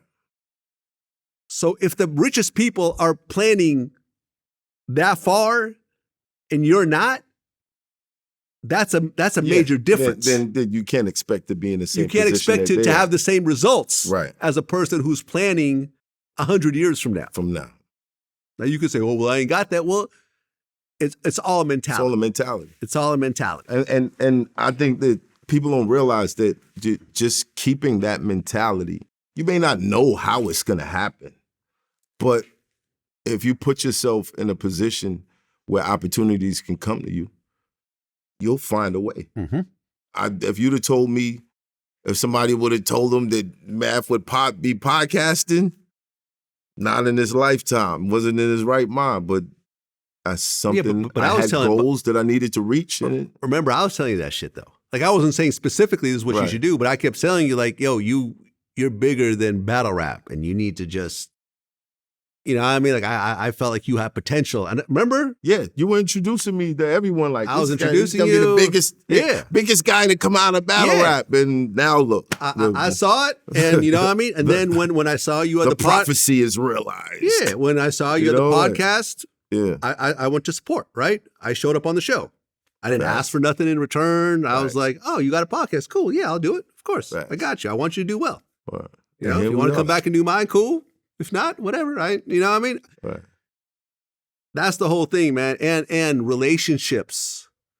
At the highest level, relationships become so important. So important, man. Like, you have to really take care of those relationships. Make sure that there's no bad blood. You know, give back. Cultivate them. You know what I'm saying? This is where the charities come in and shit like that. People understand the importance, you know what I mean? Because a very few number of people will make the biggest impact on your life. Right. All your fans and all your viewers and all that, ultimately, Yes, as a mass quantity of people, yes, they'll make a big difference, but no individual. You know, someone will say, "Oh, fuck your show. I'm never gonna go watch again." So what? Okay. So You know what I mean? peace. We don't need Yeah, like this person's 100 views over the course of the year is not going to change anything. That's maybe a penny. But someone that says, you know something, we had this multi-million-dollar deal on the table, but I don't like some of the shit you said about me, so fuck it. We're done. it's not going. Yeah. That's it. And I try to, I try to educate people. And whenever I see somebody going in the wrong direction on YouTube, I'll drop a little subliminal during the episode and be like, yeah, that ain't the way. Yeah. By the way, just as someone who supports your platform, you need someone to spell check your titles. A lot of misspellings in the titles. I'm just saying. It'll make you look more professional. I understand. They get fixed though. Okay, But eventually. just for a little while. No, there's still some typos on there. Yeah. There's still some? Oh, yeah. Which one? You want me to actually pull it up? Yeah, I Tell want you? you to. All Which right, one? let's do it. All right, hold on. Which one? Let's take a look. Since you want to call me out on this shit, there we go. There we go. Hey. All right. I saw the fucking wire. Zeno details how tax invasion unfolded. I don't know what tax invasion is. I don't know how tax can actually invade you, but yeah, I don't know what the fuck that is. Tax Okay, invasion. I might have missed that one. Do you want to keep going? Is it there? No. It's fine. It's fine. All right. Fact. Tax Yeah, man, don't test my spelling skills, man. Don't test me. Don't test me. I'm a bad man when it comes to this type of shit. Oh, somebody's about to get fired. Tax invasion. Oh. You interviewed Robert F. Kennedy. Yes, I did. That was one that I wouldn't do Why? because of all the conspiracy theory shit. He didn't. If you watched the interview, I didn't watch the interview We didn't really dive into any conspiracy. because that's his thing. Yeah. COVID is fake and blah, blah, blah, blah. I mean, I have. I mean, as a politician, I'm sure you're kind of open to doing things outside the box for whatever purposes you feel like you need to get something done. Mhm. But I feel like the interview that he did with me, a lot of people who commented, a lot of his followers was like, yo, this is his best interview, like Okay. ever. Dope. He also did the Breakfast Club afterwards. Yeah. Yeah, I mean, I listen. think like a day ago he did yeah, the Breakfast Club. recently. Yeah. I mean, look, I don't think he has a chance in hell of winning. Mhm. You know, just because he's not going to have a party behind him. I mean, he's not even part of the debates. I mean, is he a? I think the party being behind him would depend on his popularity. Well, right, but is he a Republican? No, Democrat, actually. If he's a Democrat, then he can't even really run for president because an incumbent president will automatically run. So why do you think he's running? Oh, I just think he's trying to. I mean, people run for different reasons. Like you could be a spoiler in a way. So, for example, if there's a serious third candidate, it could fuck up an actual candidate's chance of winning. So, for example, so. No, I understand. No. I'll break it down. I'll give you an actual understand that. example because this is serious political stuff. So, right. for example, when George H.W. Bush, Bush's father, when he ran for a second term against Clinton, a third candidate popped up named Ross Perot, who was a billionaire. Right.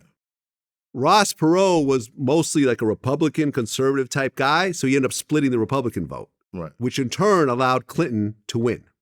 Most times throughout history, presidents do 2 terms. Trump was an exception. George H.W. Bush was another exception. His son did 2 terms. Yeah. So when there's a third party that really comes in and has a lot of power, they'll take away from the party that they're closely. They'll split the vote. They'll split the vote. But usually they concede and they kind of endorse. They do. The primary candidate. They do and they don't. Yeah. But by that time, it might be too late. Right. You see what I'm saying? But a lot of times what they could do is during the concession, they could say, okay, well, I'll concede to you and tell all my followers to vote for you, but you got to give me this position here. You got to put my person here. You got to pass this law here. And this is how the power game kind of works. That's basically how it works, yeah. And that's probably what he's trying to do. Mm-hmm. if he's a Democrat, He's trying to do it. he's trying to do it. I don't know whether he's going to be successful or not. His own family's not, for him. But the Kennedys are not supportive of Robert F. Kennedy. Well, they're not the majority vote. No, they're not. Thank God. You know what I'm saying? They're not. So They're not. I think that the person that I sat across from in the barbershop was genuine. He spoke honestly about himself, not only about some of the things that he believes, but about his history, his 13 years being a drug addict, how it got started. Addict. Yeah, because his voice is all shot. Yeah, is that from the drugs? I don't know if that's that hurts him a lot also. Yeah, because really being a strong public speaker is part of being a president. You don't think so? Joe Biden's a fucking president right now. I don't think so. I don't think so. I don't think so. I don't think that mattered for him, definitely. So I think when he was running, I think he spoke very well, and I think he was a little bit more lucid and everything else like that. Trump is a very good public speaker. Look to the right of you. Look to the right of you. There's no one agreeing with you on this. No one agreeing. Fair enough. I think his honesty shines. Okay. So, I wish him the best. Yeah. I wish him the congrats best. on getting that. Yeah. Getting an actual serious politician. You know what I mean? Like, that's been really like for people that really follow VladTV, you'll see that 2023 was the year that we didn't really try to go for the views. We try to go for the important people. You know what I mean? Which sometimes doesn't translate into views. Right. So like Alan Dershowitz, who was one of the most important lawyers in the country. Harvard professor, represented Trump, represented Jeffrey Epstein, represented OJ, represented Mike Tyson. Yeah. You know what I'm saying? Like, Dominique Wilkins. Not for views? Dominique? Well, I mean, but I knew it wasn't going to be like the biggest thing. Like I could get a TikToker that'll get more views than Dominique Wilkins. Right. But it's the stories, the importance of the stories. Yeah. Dennis Rodman. No, Dennis, come on now. You can't put Dennis Rodman. No, you're right. No, you're right. You can't put him in that category. Smokey Robinson. Again. You know what I'm saying? Again. And I showed you offline, I have essentially the most powerful person in music that I've already interviewed, which we haven't announced yet. Yes. But I showed you the pictures. Right. We're not going to say who it is. Right. Y'all can figure it out in the comments. It'll be out soon. You know what I mean? So it was just like, we're trying to do more historically important stuff. And when I see you doing like a Robert F. Kennedy, I'm like, okay, yeah, this is the type of shit that, I'm on these days also. So congrats on having a show like yours in a barbershop that actually gets someone who's really in the political agenda and everything else like that. Well, I think even when you come to the shop, like, it's always straight talk in there. It's never, and the bullshit or I'm just gonna sit here and smile and crack jokes the whole day, or I'm gonna sit in this corner and I'm plotting to expose you on something. Like, it's not that. Like, it's a genuine conversation. Yeah, man, I like the show. Yeah. That's why I've done it, twice now? Twice? Was it just twice? Yeah. Yeah, twice. I think it was twice. Twice. Yeah. What's up with the third this week? Yeah. Yeah, maybe. Yeah. Told you it was Saturday. Saturday I'm free. Saturday. During the day? Evening. All right, cool. You can make it happen. Let me know. Yeah. You got Ja Rule. Yes. Someone I've had on a couple of times. Yes. Ja. I know Ja's sick of the 50 questions. I know he's thoroughly sick of these questions. I don't think he's that sick. No? Of the 50 questions. However, he does kind of like put that like image out there. Like, I don't want to talk about it. But once he got comfortable, he let that shit fly, man. Like, he wasn't, he just let it go. And I was like, all right, cool. I remember one of my interviews, I think he made a comment of like, he's like, I'm so annoyed that I'm forever connected to this guy. Like, you know what I mean? But why? Why would you be annoyed? I'm not sure if he used the word annoyed, but it was something like of that ilk. You know what I'm saying? It's like, because at the end of the day, 50 did not and Ja's career. Ja's still touring. He still has millions of listeners on Spotify. He still has classic songs. Right. You know, he still like has fans. Right. And he's still talented. Right. Looks great, in great shape. Right. You know, healthy, got a family, got kids. Like, he's good, got money. You know what I mean? Like last time I saw Ja, he pulled up in a fucking Phantom. You know what I mean? So it's like, what he probably meant was like, I've got all these accomplishments, but every time I sit down with someone, 50 Cent's name comes up. Yeah. I mean, you know? but that's kind of difficult, man. Like, that's like, you would have to have a greater level of success or something in your life that drew more attention than those things. It's like the same thing with Dame Dash. Like, sitting across from Dame Dash when we doing the interview, and I'm like, I just came out and said that, like, Dame, you're making us feel like we can't talk about any Rockefeller shit with you, you know? Mm-hmm. But you'll forever, until you kind of reach a level above that or create something greater than that. Yeah. That's what people will want to know about. That is like the biggest thing about you. Yeah, I mean, I don't talk about mixtapes anymore. Even though you don't have to. Right over there, when you walk into this office, there's a mixtape of the year plaque. But you don't. But I don't have talk to. about it because that was I've surpassed. Like I don't have to talk about battle rap. Exactly. I could do a whole interview. Exactly. No you know battle rap like, questions at all. But no, you're right. That's actually a good point. And yeah, I mean, listen, me and Dame don't get along. It's been out there forever. It is what it is. Yeah. You know, and I remember he did an interview with my man Sean Prez, who does interviews for me also, but on his own platform. Right. And Dame, he made the statement, he said, relationships don't matter. Whoever got the best work on the street, that's what matters. It don't matter who they like or who they dislike. Whoever got the best work, that's what matters. That's not true. And Sean was, I guess, trying to interject, but you know, with Dame, once he starts talking, you can't get a fucking word in edgewise. You know what I mean? Am I right? I mean, you can. But it's hard. But you have to interrupt him.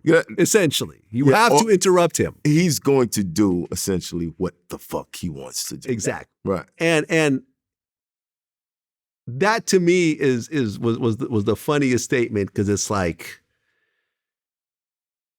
Dame is the worst when it comes to relationships. Dame has people that want to work with him, but can't tolerate him. No, I beg to differ on that. Really? Okay. Yeah, because I don't feel like Dame is the worst when it comes to relationships, because there are a lot of people that, you know, if you could get the chance to speak to, they talk about how locked in their relationship is with Dame for over decades. However, maybe those weren't the relationships that would have got him, you know? But it's what he chose to do. Those are the relationships that he chose to cultivate.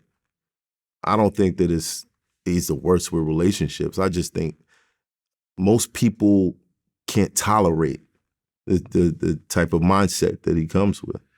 Well, because he's abrasive. Yeah. He's abrasive, he's insulting, and then he'll ask you to be the president. Like, he asked me to be the president of his company, and then he insulted me 30 seconds later. Yeah. And it's just like, I'm supposed to be the president of the company, but you're insulting me, and you're trying to say I did you watch the documentaries on these guys? Like, come on, no, man. Listen, I think Dame had well, I mean, but you could see, like, had he fostered the right relationship with Jay, let's say, he could have been part of Roc Nation. Yeah, but that's not where he wanted to be anymore. He kind of explained that, you know, his interest was more in Rockaware than the label anymore, which kind of credits Jay. Like, if your interest is over there and the label was still moving, and okay, then we know it was Jay. Jay was the one who was doing all that shit. You know what I'm saying? So it is what it is. I can understand why you three would get to a point where you sell it. Yeah. Like, people make it seem like, Jay stabbed him in the back. No, they all sold. I don't think Jay stabbed him in the back. They all sold the shit. He was took upset. money home. He was upset because I guess after Dame and Biggs and Jay sold their company, when Jay then became president of Def Jam, I guess they gave him like his masters back as part of the deal. Right. And Dame felt some type of way about that, but how can you feel some type of way? That's a whole separate deal. Right. That you're not involved in. But I think Dame still owns he owns a Reasonable portion. Doubt. Yeah. No, he owns a piece of Reasonable Doubt. Right. But that's it. Right. The rest of those albums, all those Rockefeller albums, Dame sold. Yeah.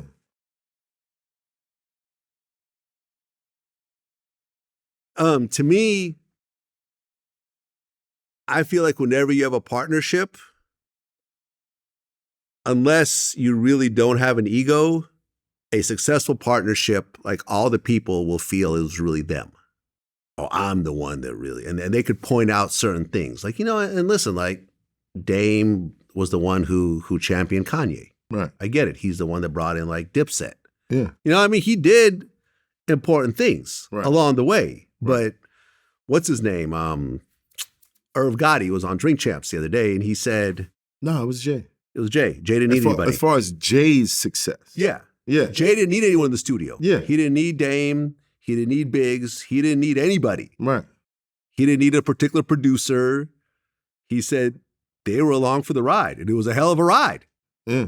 But they were along on the Jay-Z ride. But at the same time, this is Irv Gotti. This is Irv Gotti around a time where Dame is making remarks about him also. So you don't know how much he was laying it on, but obviously if Dame put all of his attention into Rockaware, who's running the label? Jay-Z. So Who's running the label? Yeah. Do you really need someone to run the label? You see At what I'm that saying? Or do you have such star power that you just need administration? It's really about the product. Right. So, but my point is this though. You could say when a partnership is dissolved, you could say whatever you want to say. You could say, I did this and they didn't do nothing. It was really me, blah, blah. But the proof comes in what happens with your future endeavors. And when you look at Jay's future endeavors and you look at Dame's, they're drastically different. Name one great project that Dame has come out with since Rockefeller. You ever heard his rock album? Why you laughing, man? Why you laughing? He became a rock singer. I remember this. Yeah. Yeah, like he drops albums. 48 or something like that. Yeah. Right. You ever heard him? I haven't heard it, man. Yo, check him out. I'm missing out? Yeah. It's the next Thriller? It's better than Thriller. Look, I understand you're taking shots. Of course, but he takes shots at me. Okay, that's fine. It goes back and forth. Fine. Why do I have to be in the middle of the shit? You're in the middle of the shootout. Why do I have to be in the middle of the shit? You interviewed him. You're in the middle of the shootout. Look, I appreciate. Listen, he'll do an interview. He'll take shots at me. It is what it is. But no one gives a fuck. There is a certain element to Dame that I kind of agree with, even though I know that it's not good for everyone. And that's the like fuck your feelings. Let's just get shit done. And so many people have you have a staff. There's sometimes you find yourself kind of like catering to emotions rather than to getting the work that you need out of people. And sometimes that shit is frustrating to me because it's like how doesn't everybody see like this is the goal? Fuck everything else. This is the goal. Why are we talking about this? Why are you upset with him about that? Why do we have this is the goal. Fuck all that. I feel like that a lot of times. As a boss, you're always going to feel that way. Yeah. But there's a difference between an employer-employee situation than a business-to-business situation. Right. When you got two people that are both rich and both successful at what they do, they choose who they associate with and who they work with. Right. If me and you are disrespectful around each other whenever we see each other, we wouldn't be doing interviews. I wouldn't go to your show, you wouldn't go to my show. Right. I couldn't call you, you couldn't call me. I don't give a fuck how many views I get on your platform. I don't like being around you. Right. So I don't give a fuck. I'm already rich. It doesn't matter. Yeah. You know what I'm saying? I've turned down interviews where they offered me like 5 figures. Yeah, I've turned down a $50,000 interview. Because I felt you can't I buy just your felt way like, onto yeah, my you platform. can't- yeah, you can't I buy. don't- You have to earn your yeah. way onto this platform. No, not me. Not people coming on my platform. Me going on theirs. Oh And no, I'm I'm talking like- about people coming on my platform. I turned down a $50,000 paid interview. Wow. Yeah. Wow. Yep. Some street guy who just had the money that wants to, Yeah. I mean, but yeah. skip the line. You Skip know what the I mean? line. Yeah. It I'm good. not really accomplish what he's supposed to I'm good. accomplish to get there. And I the get it. thing is, but let me tell you. But it's about comfort. Okay, but let's talk. Once you have the money, okay, Vlad, it's about comfort. Well, it's about comfort. Because It's I'm not going about- to put it's about myself quality- it's any about place quality of where life. I'm going to feel uncomfortable. Okay, but right, and let me Right. tell you though, but look at all the people you've made money with, Right. that you've been successful with over a certain period of time.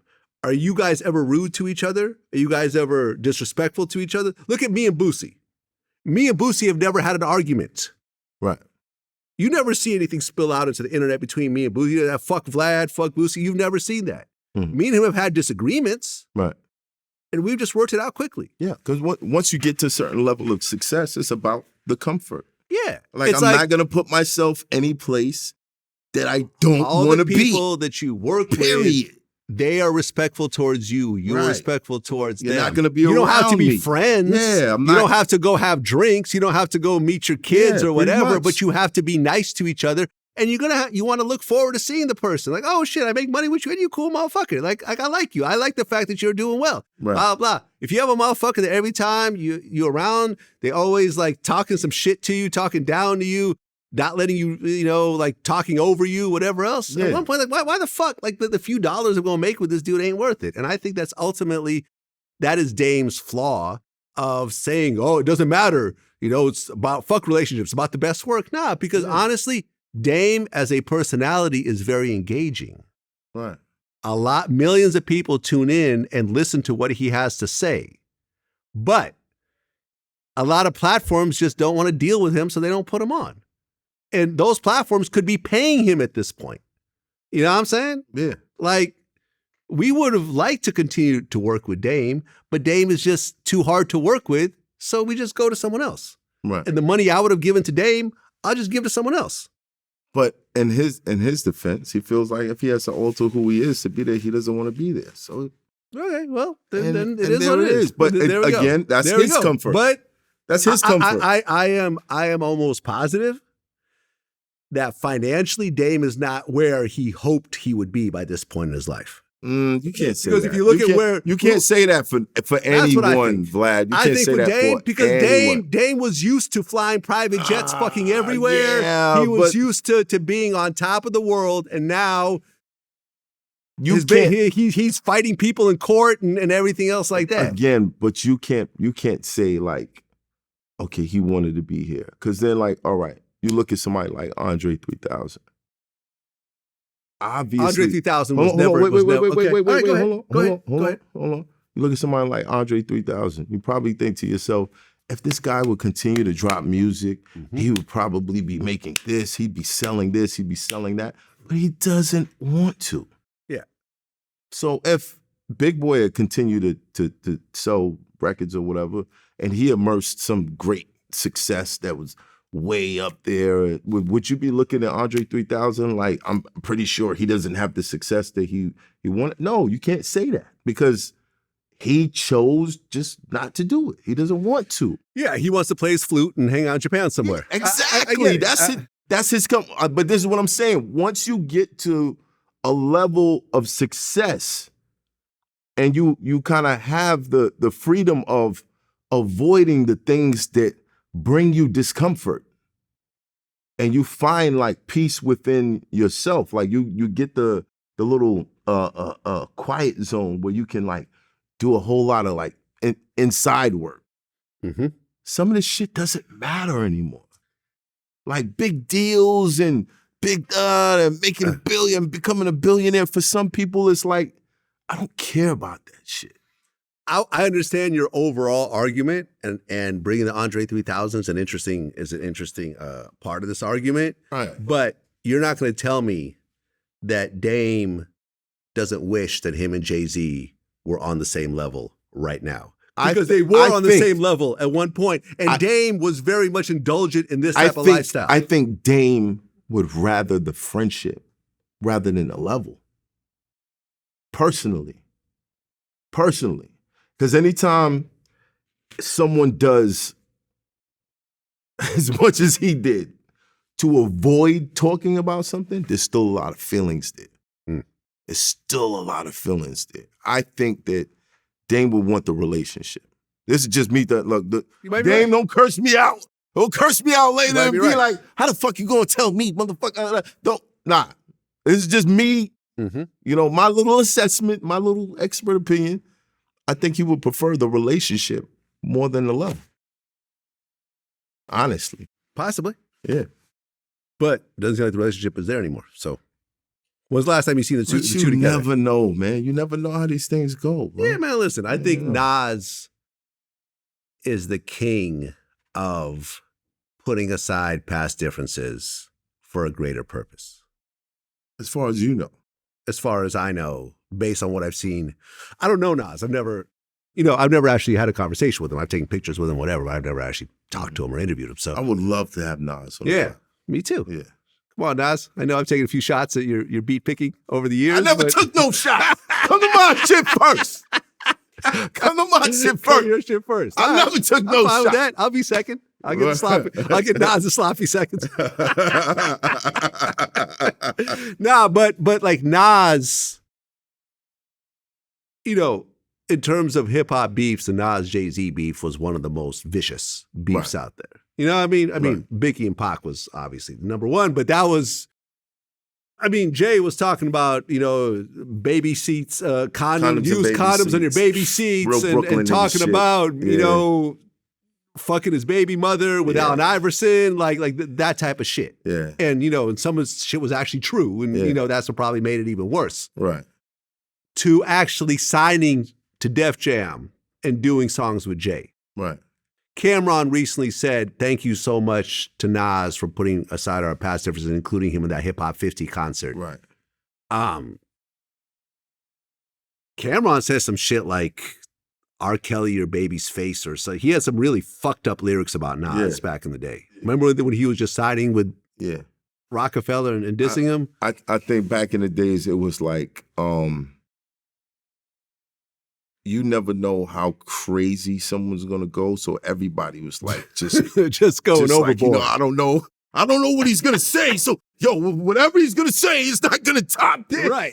That's why You know I what I'm fucked your saying? bitch, you Fuck fat your bitch, you motherfucker. fat condoms in your All the baby way out seat. the window. Jump out of the... Your mom's a wick-wack. And all that, like, God damn, these motherfuckers is going at each other's necks. It's worse now, though. Now, No, I don't think it's the worse. Smoking. I don't think it's Shit. worse. Oh, come Smoking on, of the man. dead homies, showing up doing music videos of people's graves.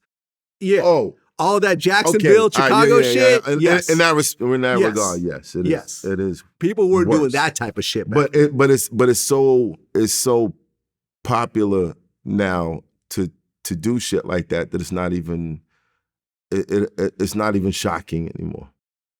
The one thing I've learned about the internet is that there will always be someone who raises the bar in ignorance. The fucking Island Boys, who are twins, French kissed each other on fucking video. Like, if incest is the new clout chasing, it is so far beyond my level of comprehension. You don't know what kind of relationship they've had throughout the years. You have no idea, bro. It doesn't matter what kind of relation. That's your fucking brother. I couldn't imagine. Like, if I was a twin, why would I want to? No, I have twins in my family. I understand. That is incest. Cool. No, I get that. Do you have siblings? I get Do that. you have siblings? I get that. Do you have siblings? I have siblings. What do you have? Brothers, sisters? I have brothers and sisters. Okay, Well, would you I have French one kiss your... brother now. Imagine Rest in French peace, kissing George. your sister. Yeah, no. Right. Imagine No. French kissing your brother. No, why? Why would I do that? Well, but you're saying it's okay if the Island Boys do it? Like, No, but okay. But then when you watch a fucking porno with two twins and they're doing the shit, nobody has a problem with that, do they? Yeah, exactly. I have actually seen pornos with twins. Right, exactly. Doing having the sex. same exact shit. And you're like, oh, Maybe, wow. right. Maybe I'm just being homophobic because it's two guys and stuff like that. Probably. Maybe, yeah. Probably, I mean, yeah, I'll admit probably. to my faults. You know what I'm saying? Probably. But Maybe. again, you don't know what type of relationship these motherfuckers got. Honestly, One of them came out as gay, so we really don't know what kind of relationship these guys have. But I'm just saying, to use incest as a form of publicity is crazy to me. For Kanye to be getting head in a fucking boat out in public we with don't his know what ass Kanye out. was doing. He had his whole ass out. We know that. He didn't have his ass out. He had a suit jacket on. You could see his whole ass. He had a suit jacket on, man. You can't defend Kanye. He had a in this suit one. jacket I'm not on, letting bro. you defend Kanye. Bro, he was walking around Italy with no shoes, no socks, barefoot. And you think this is for attention? I think it's just crazy at this point. Like, you know what I mean? He's I think crazy. it's bipolar disorder and I think Kanye's just disconnection from reality. And he's just enjoying his freedom. it looked man. like he's getting head in a damn public boat on the outside with everyone watching. That's what I think just happened. And it was fucking mind-blowing to me. And then what's funnier, what makes it even funnier was that you ever dated a chick that wanted to have sex outside? I've had sex outside. Right. But I wasn't Kanye West. I know, but you're not Kanye West. Yeah. However, in the moment that you're like, oh shit, we about to do this, I'm about to pull it. yes, Like in that moment, I'm not Kanye West. there's an excitement. Of course, correct? there's an excitement. Okay. I'm not Kanye West. Kanye's human. What the fuck? He's human. And I also He's wasn't. human. I I would also do some wasn't. crazy I shit. wasn't doing Yo, it where there's tons of people around and cameras everywhere looking at us. But this is what I'm saying. Like, okay, you're talking about a man that married a woman with a very popular home video, right? Right, because you know what's funny is that Kim Right. Kardashian said, "I don't know how I'm going to explain this to my children." And it's like, well, I know one way you can start. Because you know, there's always practice. You can practice for that conversation by having the other conversation first. Mommy made a sex tape with Ray J. Yeah, but this is what I'm saying. Like, it's a new world, man. It's a new world, man. What if one day, you know what I'm saying? Oh, yo, Mav Hoffa's getting dome in a helicopter, like, you know what I'm saying? Like, and then I'm just laying there. I would be like, disappointed in you. Okay, you'd be disappointed, but you don't know where my life is at that moment where I need to do this for the excitement. It probably would be in a sunken place. Your life would be in a sunken place at that point. And I would call you, and in just the same way, Vlad, in just the same way Vlad. that I called you after you punched various battle rap opponents, and I expressed to you my disappointment in you. And Have I done that? understood. Have I done that? Because those were situations where emotionally I lost control. I displayed no control. Right. But you think I'm not in control in that situation? Designer was Definitely. arrested for jacking off on a plane. You think he wanted to get caught? I don't think he wanted to get but caught. he got caught. It made headlines everywhere, and now he's facing charges. Listen, man. So I'm just saying, when you're doing weird shit like that, and I've interviewed Designer before. I live in a penthouse where there are nothing but windows. You think every now and then I don't like, I know the neighbors are watching, baby, but just stay right there. You think every now and then it's not like one of those moments? Like, come on, man, we're human beings living our life, bro. It's different. We're living our than life, you walking man. outside to Midtown Manhattan, pulling your pants down. Yeah, I wouldn't do that. I wouldn't But do that. that's what Kanye just You did. get arrested for that. But Kanye's on a boat.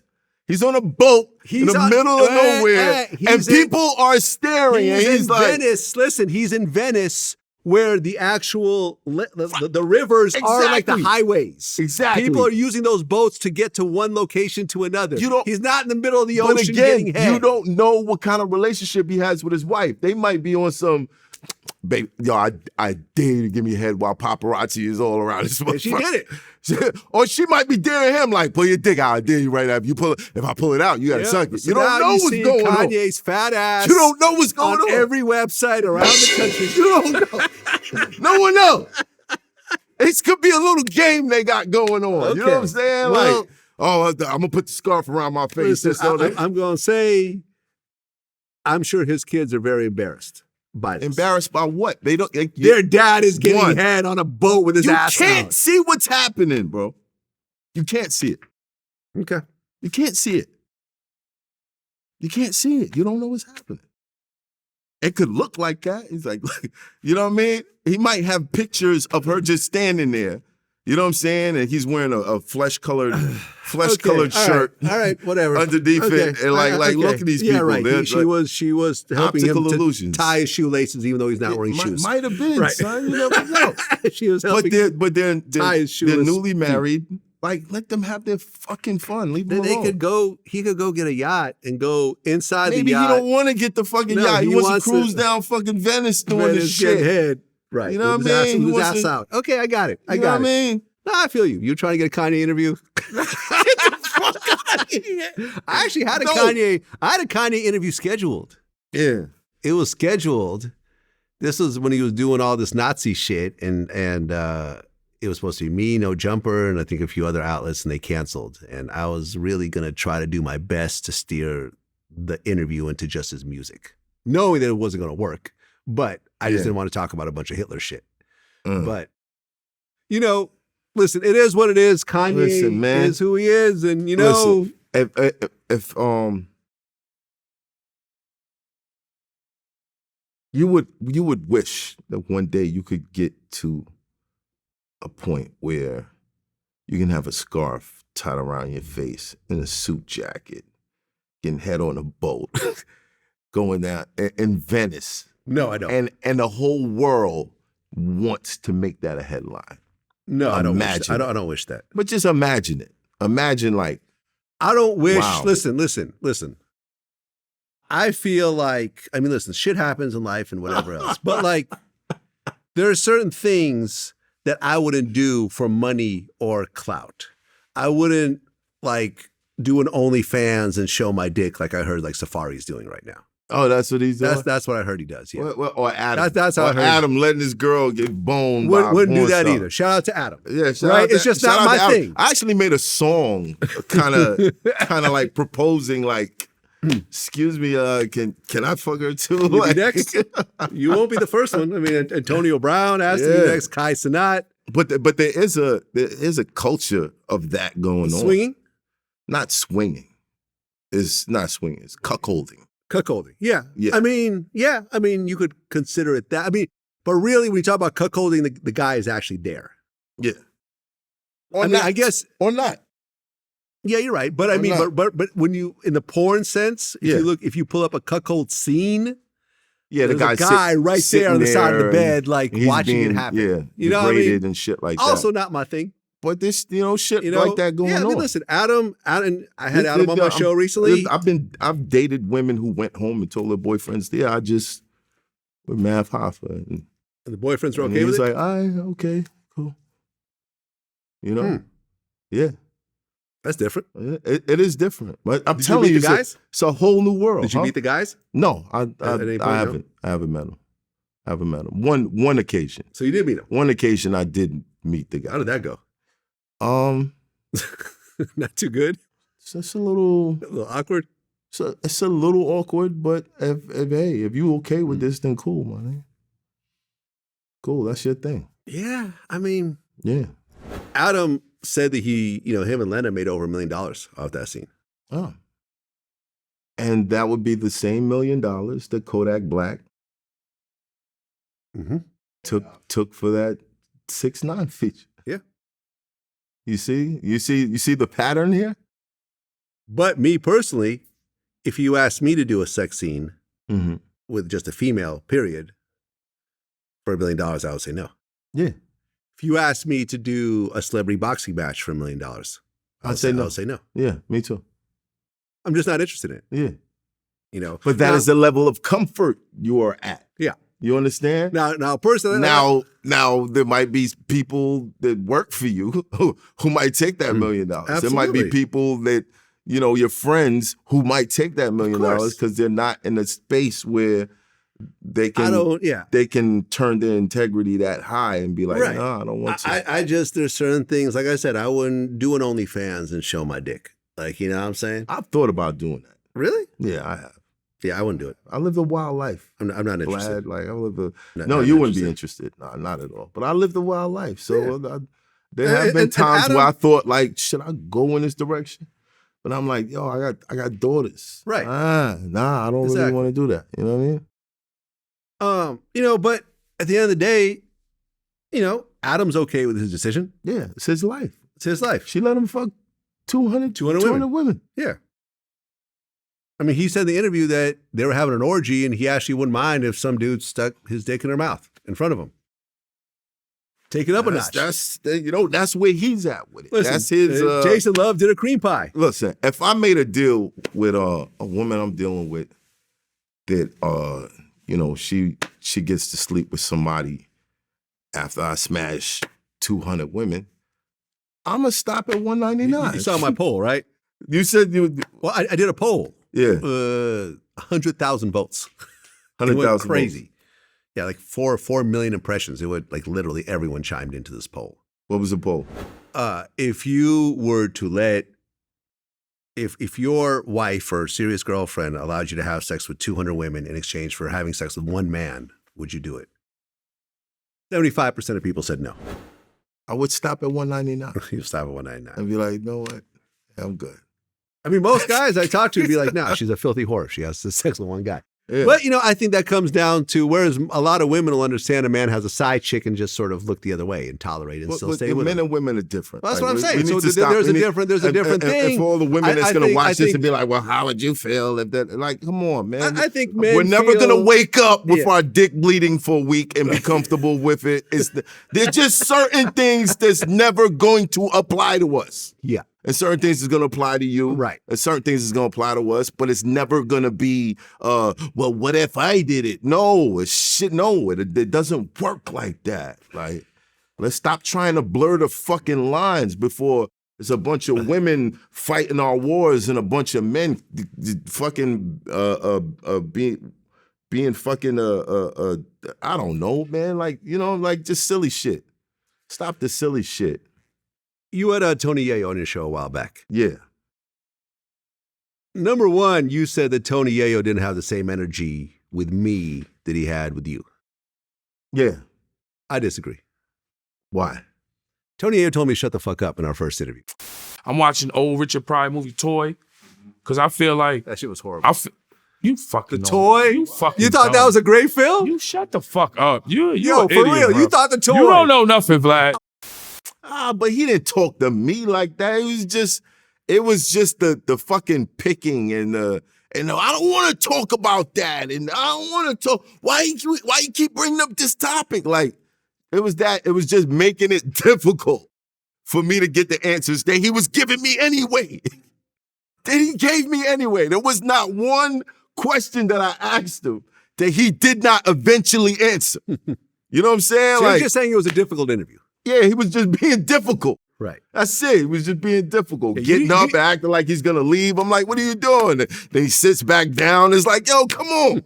What are you Now I want to leave. No, I remember you hit me. You're like, I don't want to put it out. I'm like, you should put it out. And you put it out, and it did really well. I put it out. It did very well. I'm like, you should put it out. Why would you not put it out? I was. You got to listen. Occasionally in this game, you have to like take a few shots, and you know what I'm saying. You got to sort of put yourself in the line of fire a little bit in order to create great content. You can't always be the person in control. You can't always be the alpha dog in the room. Like, you know what I mean? You have to let people sometimes get at you a little bit and so forth. Now, it doesn't cross over into the disrespectful part. I mean, there's parts that we've cut out of interviews, like, like walkouts and stuff like that. Yeah. We've just cut them out. Yeah. Because I just don't want to be known as the platform where people storm out. You know what I Yeah, mean? yeah. But there's been lots of times, like, for example, when Tony told me to shut the fuck up, I could have cut that out. I'm like, no, we'll leave it in. And that became a meme. And that's, was that after or before? Before what? My interview. No, it was before. It was before. Tony did his first interview with me after stopping doing interviews for like a decade. Right. You know what I mean? And then he went on your platform. Right. Then he came back to my platform again. Weren't you guys supposed to have a show? Well, he has a podcast that he wants to do, but we haven't really gelled, what exactly it's going to be. Plus, he's on tour with 50 right now, so really, 50's like that's selling like taking up a million tickets a million second. tickets. Yeah, exactly. You know what I'm so saying? he's really more focused on that right now, Right. anyways, as he should be. But Right. me and Tony have actually built up a really cool relationship. Yeah, he's Because it's like, and Tony, I felt was like, the scariest guy out of that crew, you know, for a while. Like, Right. you know, I mean, he was the person that I was the most concerned about. But Yeah. now, shit, I took him to my country Scary club. than Monster? Well, I don't know Monster. Oh, okay. Yeah. I know 50, I know Banks, I know Oh, Ye- you I mean know like the Yayo, I rappers. know G The Unit, rappers. I know some of the employees. I don't know Monster, you know, I mean, I don't know the security. But you know, in terms of the reputation, Right. Yayo had the most serious reputation Yeah. without getting into any details. So I was the most concerned about being around him and possibly triggering him into, you know, with the wrong question, Right. which, you know, kind of happened with the shut the fuck up. Right. You know what I mean? Right. But that's as far as it went. Nah, I'd do another interview with Yayo Yeah. in a heartbeat. But I just go into it knowing, okay, we're going to argue. You know what I'm saying? That's something at that point, up until that point, I wasn't used to doing on my platform, arguing with a guest. Well, he even on my platform, he said that he apologized to you if you felt disrespected. Yeah. He said it publicly. Yeah. You know, and I guess he felt people were blaming him for Esso and Heineken leaving. No, he didn't have anything to do. Well, he said that though. He said people were saying that after his show they left and people were trying to blame him on it Yeah. and stuff like that, which No. I know was bullshit. That's bullshit. Why did they leave from your point of view? They got fired for creating a podcast while on a podcast. Mm. That was part of our agreement was we focus on this, and they decided to focus on something else. Yeah, it's funny because I just had Adam on my show and the Right. same thing happened with him. And I remember me and him had a conversation. But I don't know, did he fire them because of that? No, they quit. But we talked about what led up to them quitting. Right. And the podcasts were like a thing because the way he explained it was they had a show on No Jumper and they would bring in guests and they would have sometimes good, strong guests. But then they started to figure out that, hey, we got our own podcast. So let's bring the best guests onto our podcast and then Build just it go up. get our check and No Jumper. And that's the shit that I couldn't tolerate. Listen, what I told him was that when it comes to employees at VladTV, everyone signs a non-compete. Right. Meaning that you can't create content that competes with what VladTV is doing. Like people have been let go because of this. Right. You know, I mean, you can't, like, let's just say you're booking interviews, you know, and you're a full-time employee, you can't then go and book the same person on a competing show if Right. you're working full-time for them. Now, if you're a contractor, I expect you to do that. Right. That's why whatever podcasts I have, like Sean Prez, for example, like, yeah, Sean Prez does interviews for me, but then he has his own podcast, so he'll interview some of the same people. No, but that's cool. But this particular situation is because I noticed what was going on. I felt the difference in the room every time I walked in. I started to make the joke that when you guys gonna let me in the other group chat? You know what I'm saying? Like I felt the difference. And then certain days that I needed to shoot, because you know how it is. You get a guest. Sometimes it might be a high profile guest. Okay, we only got a certain window of time to get this done. Yeah. Yo, what's up? I need everybody, and people can't show up and they can't tell me why. It's because you're shooting your own show. Yeah. That can't work. Man, listen, you can't work at Google and build your own search engine to Right. compete on the side. It's just shit Facts. doesn't work that way. Now there's What- certain what's- laws that I think in certain states where you actually can do that, but my thing is like, why? Why the fuck? it doesn't, you know, What it doesn't what make purpose sense to does me. it serve? It doesn't say, and the thing is that there's so many other things you could do. So it's like, for example, if one of my employees wants to do like a skateboarding video or want to do independent film on the weekend, great. I Right. fully support it. You Yeah, can't use no my problem. equipment, but you know what I mean? If Yeah. you want to do something like that, want to do a cooking show, whatever, yeah, go for it. No, I've offered. I offered for months to fund whatever show they wanted to create on my platform. Yeah, they didn't want to do that. They didn't want to do that. So it's like, they're basically cutting me out of a situation. So I cut you out of my situation. Simple as Yeah, that. that's that. But I don't hold no, you know, despite seeing these guys go up there and lie about this revolt situation and me cutting them out of it and how they left and they're responsible for a certain amount of my subscribers and a year later couldn't get a eighth of it on your own. I don't hold no ill will towards them. I just don't appreciate that after, even if you thought that's what I did, even if you thought it, here we are almost a year later. There's no revolt situation. There's none of this going on. Why let that lie live? Why not just say, yo, we was wrong. We were victims of our own traumas. Yeah. And, Math did well by us, and for some reason we thought he was gonna do something shady, so we just started moving shady. And then we got out there and told everybody this was the shady move and found out there was no shady move. I've had ex-employees that have done the same thing. Yeah. Oh, Vlad, this, that, and the third, and, I was the reason why it was so successful, and, they went out and tried to start their own competing platform, and they got 6 months in and they gave up. Yeah. Because it's just not as easy as it seems. Like, I don't even feel, but that's my only issue. Yeah. Is that whatever you thought it was, now, a year later, did you see it wasn't that? Why continue to try to keep that alive? Well, this next subject's a little bit dicey. Because you and I think are on opposite sides of this. What's that? The Taxstone Troy Ave situation. Now, aren't you somehow connected to one of the victims? Yeah. Which is who? Banger. Okay, so you and Banger are, what's the connection? My daughter's godmother was his girlfriend at the time. Okay. So, and she's very close with my baby moms. Well, she was very close with my baby mother.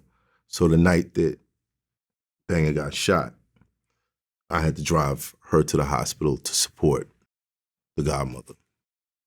Okay. Oh, okay, because she was his girlfriend. Right. At the time. Right. Now, Taxstone is my man. That's my friend. He did his last interview with us. We're going to put out his last interview. Yeah. Or before he got locked up. I've been holding on to this interview for years just because I felt that if there may be something on that interview that somehow would affect his trial, I didn't want to put it out. But I've spoken about the situation publicly many times. And from everything that I have seen and heard and observed, Troy Ave was the one that was pushing the line on people. I don't think so. You don't think so? No. Okay. Explain why. And do you want to know why? Please. Okay. You know who actually did a whole breakdown of this? Who was it? But you can go online. You can actually look up a video, and they talk about where me and the Taxstone issue started. Oh, you had an issue with Taxstone? Yeah. And it goes back so far of him just picking and picking and picking and picking, picking, picking, me responding, picking, picking, picking, picking, picking, picking. Like, this guy he was a professional antagonist. Okay. And verbally, but and when you come from certain backgrounds, there's a little bit more spice to it. Okay. I will give you that. Yeah. Okay. So I'll accept it. Yeah. I mean, I know how Taxstone is. He's and he said when he doesn't like people, he has no problem speaking about them. And you know what? Here's the issue with that. You are becoming known for being a voice people appreciate. Imagine had he not chosen to beef with people that's from where he's from, or just not beefed at all. I think the whole whack fried rice and all that shit, like that shit would have hit anyway. But it's because you wanted to be this person, to be this quote unquote bully, that you lost the eyeball being like that. And you think that would help you stop being so one-sided.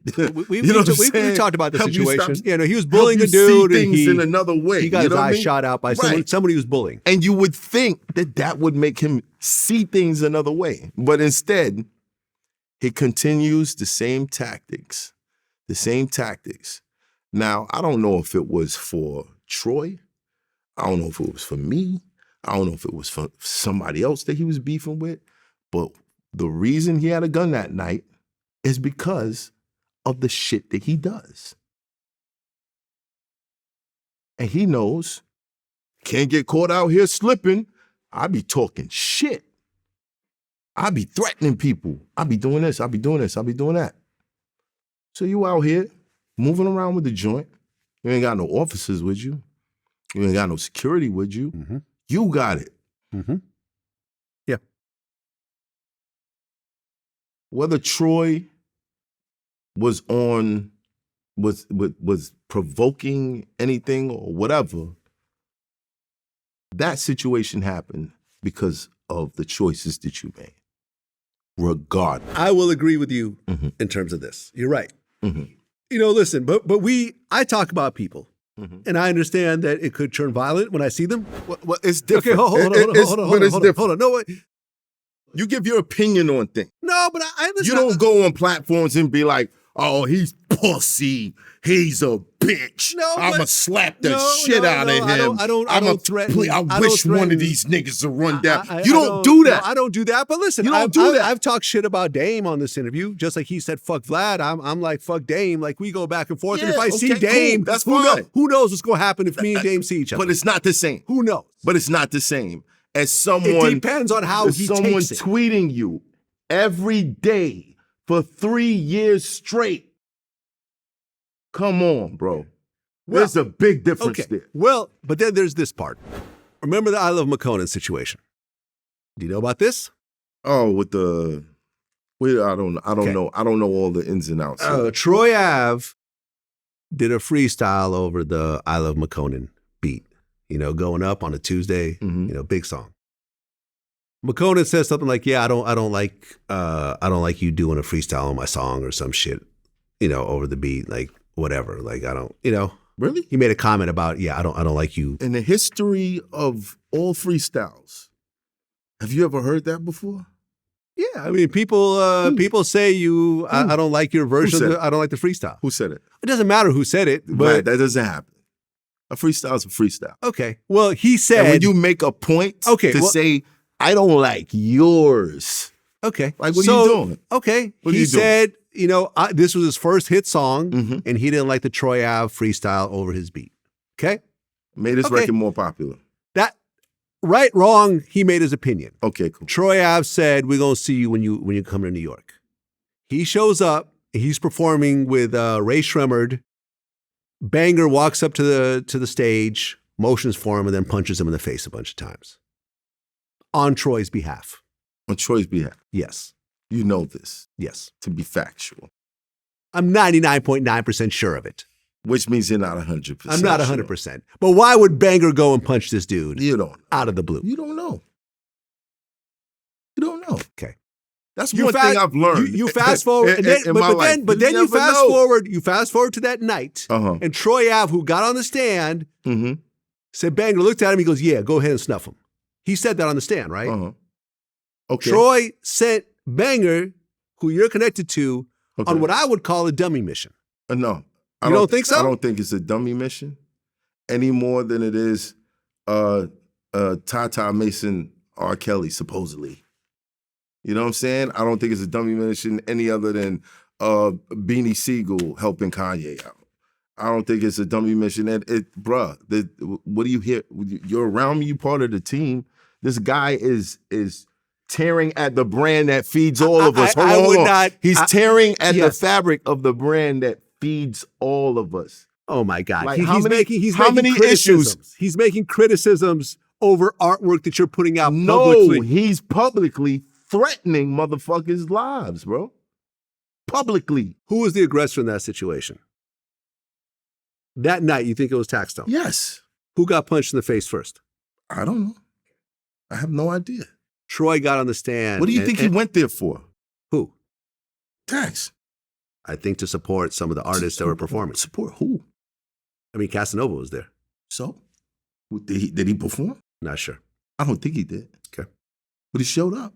Yeah. With a pistol. In the green room. Taxstone. In the green room. And that was a mistake. Yeah. What do you think he was there for? Well, I think the pistol was there for self-defense. Self-defense in case of what? In Case case who's going to show up? Because we all know T.I. and Troy was kind of like, they were like working on some relationship. I don't know what, but we kept hearing about that shit. Not sure. And it's a T.I. show. Yeah. What are you there for? Well, I mean, number one, when there's a hip-hop show, tons of people in the music industry show up, right? Let's play it out. Let's play it out in our minds. Mm-hmm. Okay, I'm going to go to this show. Got the burn on me.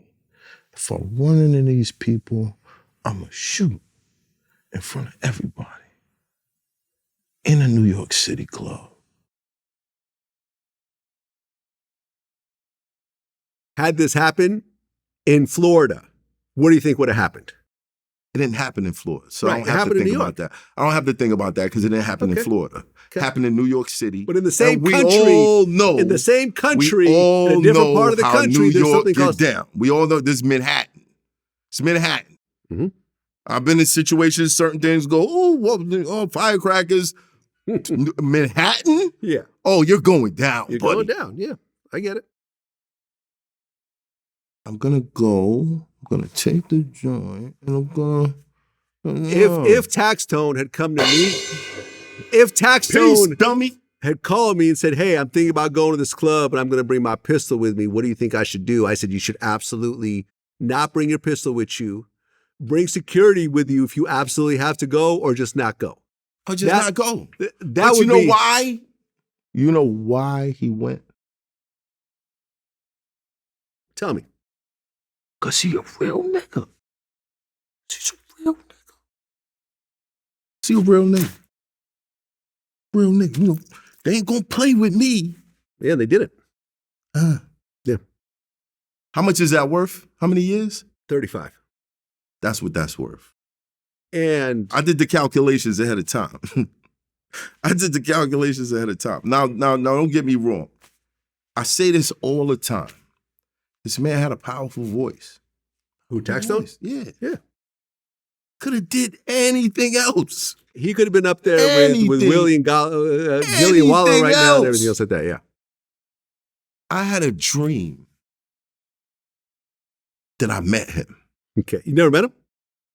Never. Okay. Never. I had a dream. I looked for him for a little while, but I never met him. Okay. I had a dream that I saw him outside of some projects. It was a dream, but I know it's projects. And we spoke for a little while. Don't remember the conversation. But when he left, I had his chain.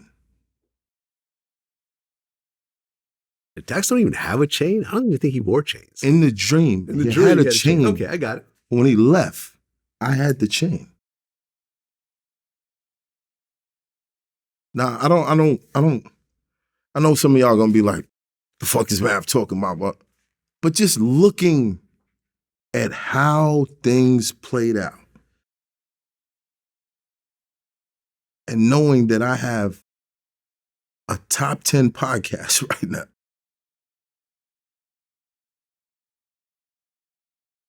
Sometimes you get signs on shit. That night, I was supposed to be in that building. Oh, really? 5 Mics called me up. He was like, yo, I'm performing with T.I., you know, T.I.'s his man. I had a battle. I said, nah, bro, I ain't trying to get embarrassed on stage. I gotta prep. I'll get with you another time. Didn't go. But if I'd have went and I would have saw him, I probably would have felt the same way. You would have punched Taxstone. Yeah, like, why you keep talking about me? Why you up on Vlad saying all these things about me? Why you congratulating people that I had issues with? Why are you doing that? I don't know you. I don't know why you, like, I don't know what I did to you. Why are you doing it? Like, That's one thing I realized. This is why I kind of feel good that I got away from battle rap, because my outlet on battle rap was different from just a lyrical art. I wanted to like really wreck people's lives. You know what I'm saying? And that shit is fucking wrong. Right. It's wrong. Like you think about the things that certain people that I've interacted with, what they have to wake up to with my name involved, like it could twist your whole day around. And knowing that, you know, he was saying certain things that people will come back to me. And, you know, if you've ever been in any position of respect in the hood, you understand how important it is and why it's essential that you have that. And when people play with it, what comes along with it? Now, him being from the same environment, I just wish that he was more of a supporter than somebody who's just gonna get out there and just keep fucking with niggas. I mean, Taxstone supported who he supported, and he didn't like who he didn't like. You know what I mean? Yeah, just like the rest of us to a certain degree. To a certain degree. With people in the area where you have to move around. What are you doing that for? It's part of his brand. He was outspoken. Okay. He was outspoken. He talked shit about certain people, but he also praised certain people. He never said anything bad about me. Cool. You know what I mean? Yeah. Never said anything bad about Charlemagne. Never said. Oh, yes, he did. Definitely. Charlemagne? I don't remember. Said some bad shit about Charlemagne. I've never heard that. Definitely said some shit. I've never heard it. I haven't heard everything he's ever done, but I haven't heard it. But my thing is, that shit whack. The way I saw Troy Ave moving to the point where I remember at one point Troy Ave threatened me over a text message because I wouldn't post one of his songs. He's like, yo, you don't post my shit, yo, there's gonna be consequences on some street shit. And I'm looking at this going like, fuck out of here. That might be a joke. Bro. It wasn't a joke. It's a text message. Man, listen. See, you have an excuse for everything this man does. At no point do you say I'm not giving excuses. At no point do you say, listen, Troy was acting more aggressive towards people than he should have been. And there's consequences for his actions, which ultimately I feel ended up with Vlad. Go ahead. If Mike Tyson walk in this room right now, there's somebody else in here, and Mike is like, I want to fight. And that person pulls out the gun and shoots Mike. Who's more aggressive? I've interviewed Mike Tyson, and there was a moment where I thought he was going to fight me. So I'm close to the situation. So you're telling me who's the aggressive? Who's really the monster in that situation? Because you'll fist fight, right? You'll fist fight. You'll be like, yo, all right, cool. Fist fight Mike Tyson? No, not Mike Tyson. But I might shoot Mike Tyson. But if you got issues with that somebody, might be the last you feel that punch strongly about it, and it's like, you know what? We could get away with it one-on-one right now. Let's do it. Or the person who I'm a listen. This person that looks like me, this person that comes from the same background I come from, this person that knows so many people I know. I'm going to do this. At the point, yeah. Listen to me. At the point that you put your hands on me,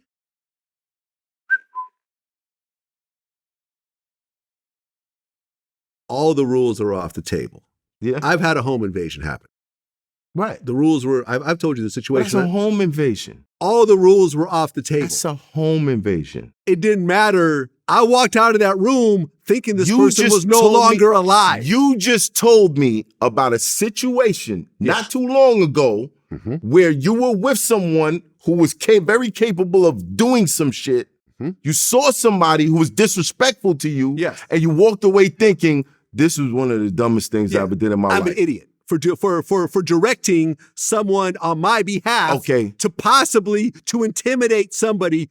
Because at that point, they could have been like, yo, I'm scared of of Vlad and this other guy. They could have pulled out a gun and shot both of us. Right? How scared? All right, we just got to be real. Right. If you're that scared, don't talk shit about people. If you are that scared, stop talking about people in a negative manner that's gonna bring that type of energy towards you. But this if you're that scared. Everyone, every prominent person in our space. Listen. Me, you, Charlemagne, Adam, Nori, Gilly, all these dudes have said things about people that have rubbed them the wrong way. They've responded publicly. Sometimes things get resolved. Sometimes things are not. Cool. Am I But right? not Am I right? consistently for 2 years. Not true.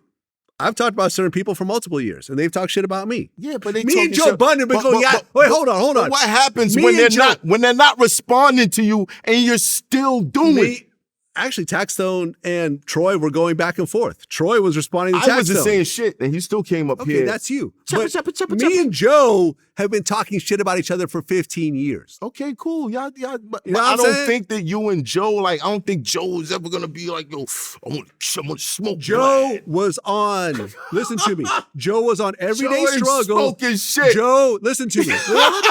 Joe is not going down that road. No, we listen, shouldn't be listen, talking about listen. Joe. Joe Budden was on Everyday Struggle saying, when I see Vlad, I'm going to fuck him up. And I got lawyer money put aside. No to offense, cover- Vlad. You see what I'm saying? No offense, So, Vlad. And let me tell you. You or Joe y'all not from Brooklyn. Y'all not from Brooklyn. Y'all not from the shit that goes on in Brooklyn. Y'all not from that. I know good enough, this ain't smart. Talking about people that's from where you from. It's not smart. You ever heard the term, don't shit in your own backyard? But then you got a mutt running around just shitting all over your backyard? What you think is gonna happen? They weren't even in Brooklyn. They were in Manhattan. Either. You know what I'm saying? They were in Manhattan. Okay. And all you gotta do is cross a bridge for 3 minutes Right. to get to where, come on, bro. And listen, at the end of the day, but I also don't equate talk with physical violence. At the point that you put hands on somebody, and listen, you're not going to convince me that Troy wasn't the aggressor. He got on the fucking stand. He got on the stand and said, basically told Banger to go attack him. Did Troy show up to Banger's funeral? What does that have to do with? Is Banger's family, are they embracing of Troy Ave?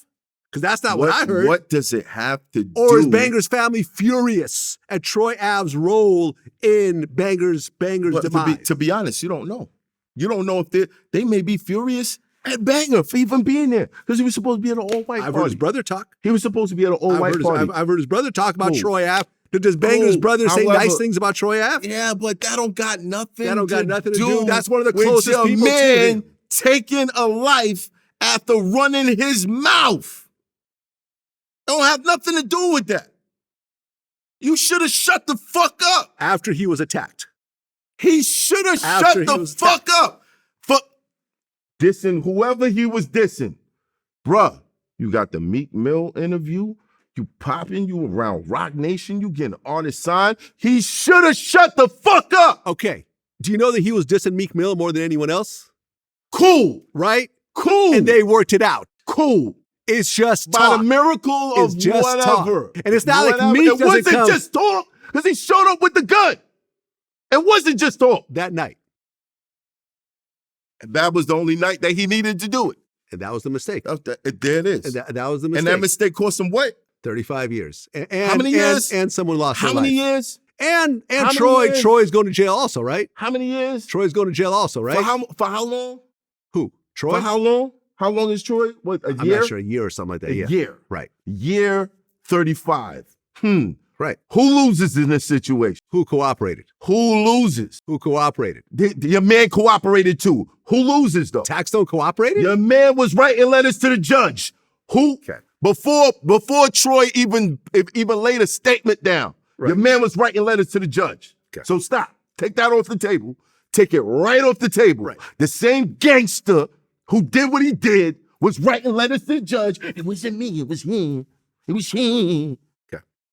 So let's cut that. Well, I mean, who loses is Banger. Moral of the story. Banger is who lost more than anything, right? His family is who lost. Whose family? Banger's family. Banger's family. Well, yeah. Banger and his family lost more than anyone else. But you know what? At least they can sleep knowing the person that took that man's life will probably end his behind bars.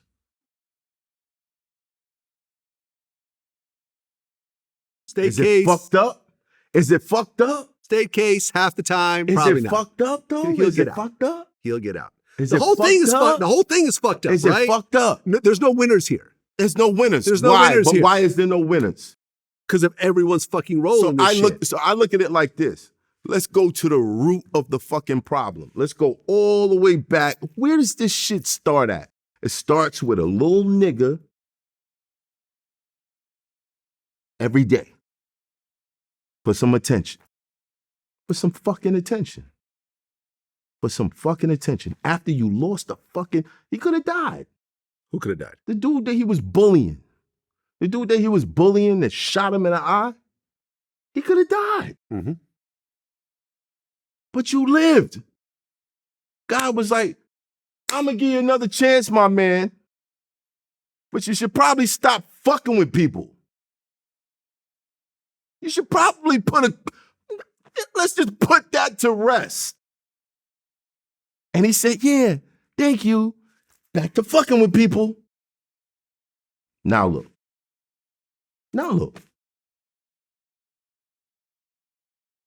My mother would not consider me a real nigga if I threw away my life doing some shit like that. And that's probably the top voice that matters in my life. Your mom. Top voice. Mom, then kids. She'd be like,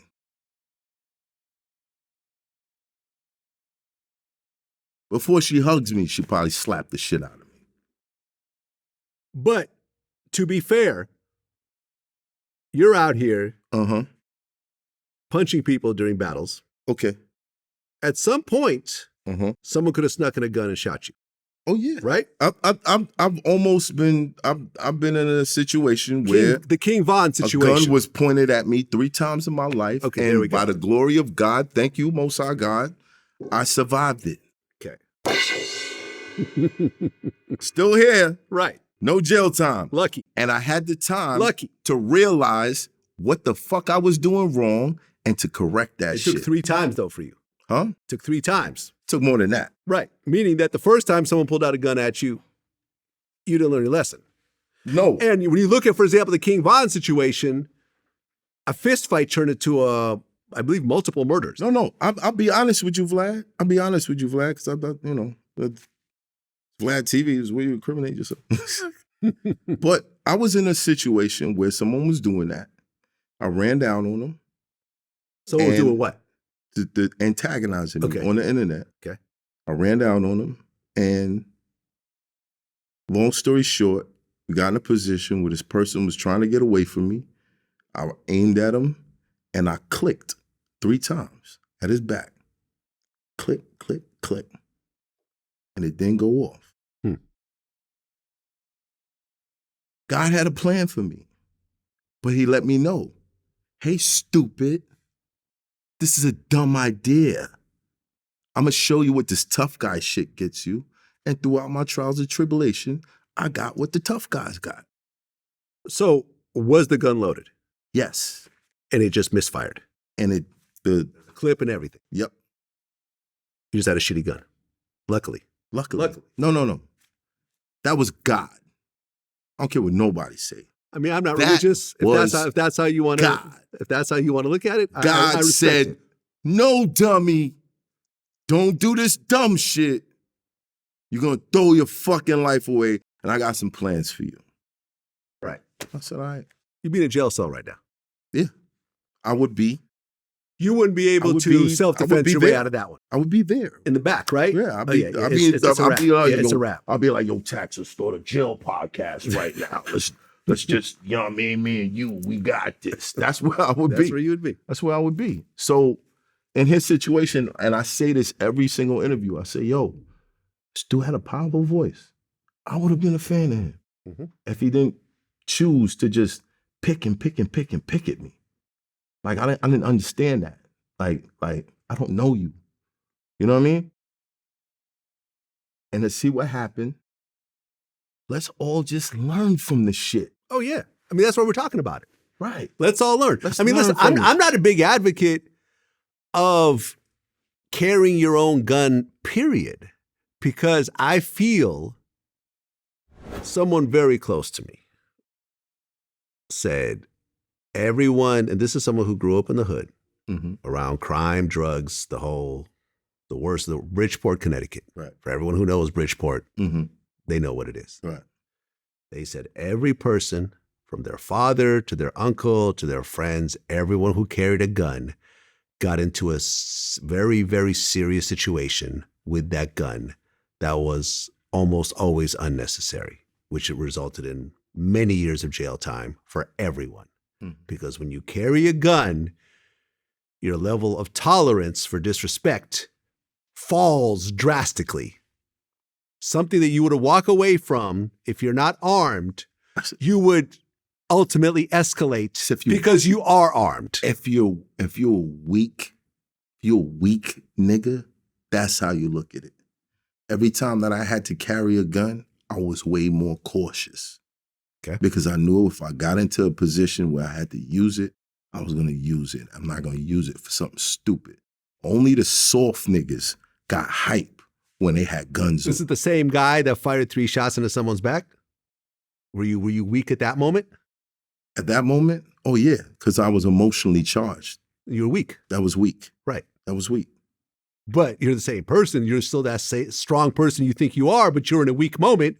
Had you taken that gun out of the situation, it would be a totally different outcome had the gun gone off. You see what I'm saying? Right. So you can't even justify what you're saying when I bring up that situation. You took that gun out because you had it. No. Otherwise, you would have just punched the dude in the back or whatever the fuck else. No. I took that gun out because I had to in that moment. They didn't know. They didn't know it was there. Why did you have to pull the gun out in that moment? Because I was outnumbered at that point. I showed up for a conversation. Okay. And it went left. And they didn't know. They thought I was gonna knuckle up. Right. Okay. How many people was it? A bunch. Okay. But I mean, listen, I've been jumped before. I get it. No one wants to be jumped. When I've gotten jumped, if I had a gun on me, would I have probably pulled out and fired? Probably. Yeah. Probably kill somebody. Right? Probably kill multiple people. Right. Now, then it'll come down to whether I'm justified or not. Right. My home invasion. If I had a gun, I would have blown his head off. Right. And you would have been justified. Who knows when the trial comes out? Right. Because like I just interviewed someone, Travis Rudolph, who had 4 guys show up, one of them not wearing a shirt in the middle of the night, which that's already saying something. They're not going for a pool party. Right. They got their shirt off, 4 guys, 2 of them armed, beating their ass in front of their own house with their mother inside the house. He pulls out an AK and opens fire as they're trying to run him over, and he's charged with a murder. And he was just lucky because he was friends. Hold on. Let me finish the story. He was lucky, and we've talked about this. He was friends with a professional football player because he was playing in the NFL. Right. Who put up the money for his lawyers. How much did your legal defense cost if you add it all up? With cost and the attorney fee, probably over $200,000. Yeah. Okay. Which means that if you were just a regular working person with a 9-to-5 job, yeah, you would not have gotten this type of defense. Right. And you probably wouldn't have gotten the outcome that you would have gotten. Right. So you essentially just got lucky because of people you knew that were able to help you out. Most definitely. But the average person in America, they're not going to get this. No. Yeah. If he was just a regular poor kid from the hood who had a public defender, he would have probably went down for murder. No. Because the DA had it out for him. Y'all. Pay attention, y'all. He said the DA had it out for him. Yes. Okay, these guys showed up, armed, beat his ass. Yes. And then he shot them while they were in the car. Yes. You know what was going on? They were leaving. And then he got to his that's weapon. where then the argument. He got to his weapon and he opened fire on the car. And he was no longer in danger. Well, no, he said they pulled out guns on him in the car. While they were in the car. Yes. Because he came back out with a weapon. Well, because they were already already beating up his brother outside. If you use your mind, you can see like, okay, he's not in danger at this moment. Well, this is where it gets fuzzy. But right? if you beat it, you beat it. So you beat it. Yeah. Cool. I'm all for it. But come on, bro. Like it's a very thin line. Because I remember what the prosecutor said in that trial. He said, so at the moment, what point is the line of self-defense versus murder? Okay. It's a very thin line. I'm beating your ass, and now I'm leaving. You kill me when I'm leaving, it's murder. Kill me while I'm beating your ass. Might be self-defense. You mean what happened to Taxstone? He was getting his ass beat, and he pulled out a gun and but shot? unfortunately, you had a gun. See what I'm saying? No, you had a gun in New York City where it's illegal. Yeah. And you had it inside of a club where they were playing. What if some other celebrity there would have got hit? What if we would have lost? Okay, T.I.? But what to if we would have lost? I got it. You know I what I'm got saying? It. But to me, your situation, if you're getting jumped, sounds very similar to Taxstone's situation of him getting attacked. No, I was not in a place where I needed, where it'd be that bad. You had a group of men attacking you. And you pulled out a gun to try to even the odds. Yeah, now I don't remember what happened, Vlad. But anyway. But you know what I'm saying. But you know what I'm saying. Nothing happened and you walked away from it. Cool. However, I did not go somewhere and post up with the intent of murder when I see this person. It's not the same. It's not the same. We could agree to disagree. You know what? How about this? What if Tax's joint would have jammed and he just would have took that ass whooping? Would he be in a better state right now? Everyone would be in a better state right now. Just like you're in a better state right now. Just like I'm in a better state right now, because let's just say the person in the home invasion died. Now, what if they proved that he was trying to get away and I killed him as he was actually trying to run out? Because there's lots of cases like that. Yeah. People's house get broken into and the owner pulls out a gun and they're running and they get shot in the back. That's a murder in some places. Yeah. Right? I think about that. And once they leave the property. Right. On the property, no, it's not a murder. Well, it depends. In New York, actually, I was told, I remember when I had my gun permit in New York, when I lived here, I was told by the police department, be careful with this, because if someone breaks in your house and you pull out your gun and they start to run out your house and you shoot them in the back, even if they're in your house, that could still be charged as a murder. See what I'm saying? Because it's in the back. There's the assumption that you're no longer in danger because they're running out. So if you got a mirror and he's like this coming at you, what the fuck you gonna do? I know, what man. the fuck you gonna do? Listen, the whole thing is stupid to me. He's like, the whole thing is stupid, man. The whole thing is stupid, and it's very. And it depends where you are. It depends on the situation. Let's just not have like issues with each other because ultimately it's pointless. Let's just get over just words. You know what I'm saying? Like, you can't. It's hard to get over just words. I've had. Listen. Joe Budden, as much shit as Joe has said about me, if I see him in person, I have seen him in person because I remember there's a story that I've told where he was coming out the strip club and I was outside the strip club and I was with my man, who killed someone, with his bare hands and went to prison for it. And it was really kind of like I looked over at him, he looked over at me, and I'm like, y'all not going to do shit. We good. Vlad, you and Joe y'all not doing shit. Y'all not doing shit, bro. I would hope not. Like, let's be real. I wouldn't do anything to Joe.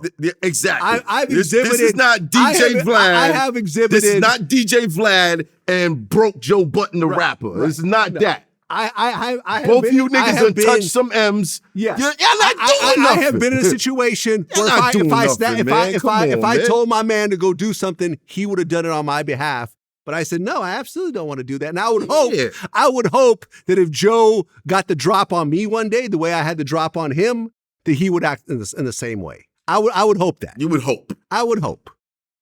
I don't think Joe hope. Button is sending the goons out. Yeah. And Joe's even said since then that Vlad, I ain't got no beef gonna with run you. Down you ice. I don't think they take my watch. Queens Flip is gonna run up trying to do a blog with you. Come on, man. That shit ain't happening. Shout out to Queens Flip. Me and him have always been cool. Yeah, y'all in different spaces. Y'all in different spaces in life. Spaces. We would This is hope what I'm that. saying. But you know I'm talking about a successful rappers, successful podcasters. Man, listen, y'all getting successful rap. like unnecessary, man. Troy was on his way up, man. Troy, people were really like 50 Cent was fucking with Troy until he decided to take the stand. And all that shit. You know what I'm saying? Motherfucking T.I., I guess, was fucking with Troy. Like Troy was a hot rapper, but I felt like my interactions with Troy, and this even goes into, I remember like we had done a post about him, and Hovain was like, yeah, you a sucker, Vlad, but you've always been one, whatever. And this is all coming out of Troy's camp. Like, you know, I just felt like from everything I've ever seen about Troy, I think Troy, it took him so long to get to a certain point. And once he got to a certain point, which wasn't a very high point, it was like, okay, he's buzzing in New York. He's getting up there. He's getting some money and everything else like that. I felt that Troy was like, fuck all these motherfuckers who slept on me. Now I'm the man, and I'm going to shit on everyone, and I'm going to push my weight around. And success. And to me, it's like, with success, you know, because here's the thing. But you have to understand, this is what New York does. This is what New York does to rappers. Because here's the reality. They don't fuck with their own. Right. You get this weird energy when you're around certain motherfuckers. No, I could count on one hand the amount of Brooklyn rappers that been on my podcast. I could count on one hand. It's weirdo shit. It's mad weird shit when motherfuckers just don't want to support a nigga that's from where you from. Right. Like that shit is corny. Right. Even the Taxstone shit. Why this nigga coming at me? Okay. But we from Brooklyn. Listen, here's the I thought it was, you know what I mean? Brooklyn. For everyone who comes up, I want everyone to listen very closely. It's weird out here, bro. I want everyone to listen very closely. This is very important because I feel like these feelings of like, well, you didn't, you know, back then they didn't want me. Now I'm hot, they all on me. Listen. That type of shit. But here's the way shit really works in the real world. Mm-hmm. If your dream is your dream, that success that you're going to have, that dream of that you're attained to, you see that in your own head. Not everyone's going to see it around you. No, that's true. So as you're coming up and as you approach these people that you want to connect with, work with, do songs with, be on their podcast, have them produce your shit or whatever, you're going to get a lot of these people that say they're not interested. Right. When you do get on and they come back around and say they are interested, don't shit on them. Yeah, that's what I'm saying. Just say, yo, I wasn't hot back then. McConan recently was putting Post Malone and the producer, Metro Boomin on blast because he had a song with NBA Youngboy and they reached out to work with him. He's like, oh man, fuck y'all. You know, when I tried to reach out to y'all when I was cold, y'all wasn't reaching back to me. And now that I got a song with Youngboy, y'all, man, fuck y'all. See, that's dumb. That's dumb to me.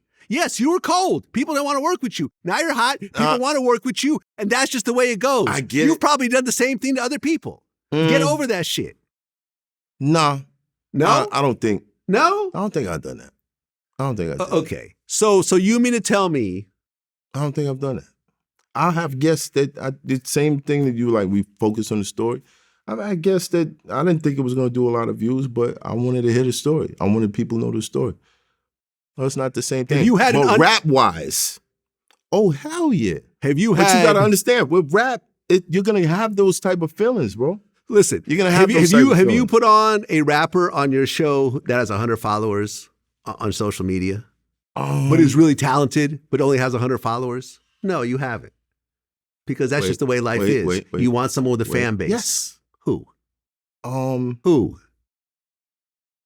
You know how many battle rappers I've had on the show? Battle rappers have real followings. When you look at their videos and they have like 10 million But it's views like on the a certain same thing. battle. No, it's not the same It thing. is I'm the talking about an same. unknown rapper who's just Yeah. very talented in your eyes, but has no following. You would not have that person on your show, and you know it because I wouldn't have that person on my show either. That's just the way the business works. But that's based on all right. Right? I get what you're saying. Thank you. But I'm not talking about having no following and asking someone to work with you. I'm talking about, well, what am I at? Like 900,000 subscribers now. Yeah. Right? You're getting up there. I'm talking about asking at like 6 or asking at like 7. There's a validity there. I'm talking about after having people who are like probably some of the biggest artists in the United States on the platform. You had French Montana on your platform. One of the biggest artists. 21 Savage. Yeah, 21 Savage. One of the biggest artists, period. You name it. But still getting from artists that's from where I'm from. Like, I don't get it. No, I don't no, understand no, it. But rap-wise, now let's say, okay, I've been working on this music forever. You know, DFG Projects is coming out. Let's say some of that shit skyrocketed. You think I'm not gonna feel like, oh, I asked to work with some of you guys and, you know, it's not genuine. You're gonna feel it. Okay, business-wise, yes. Yeah, we can work.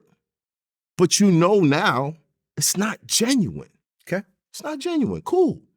If it's about making $1, let's make this $1. Well, we're all trying to make dollars. Right. Right? Let's make this $1.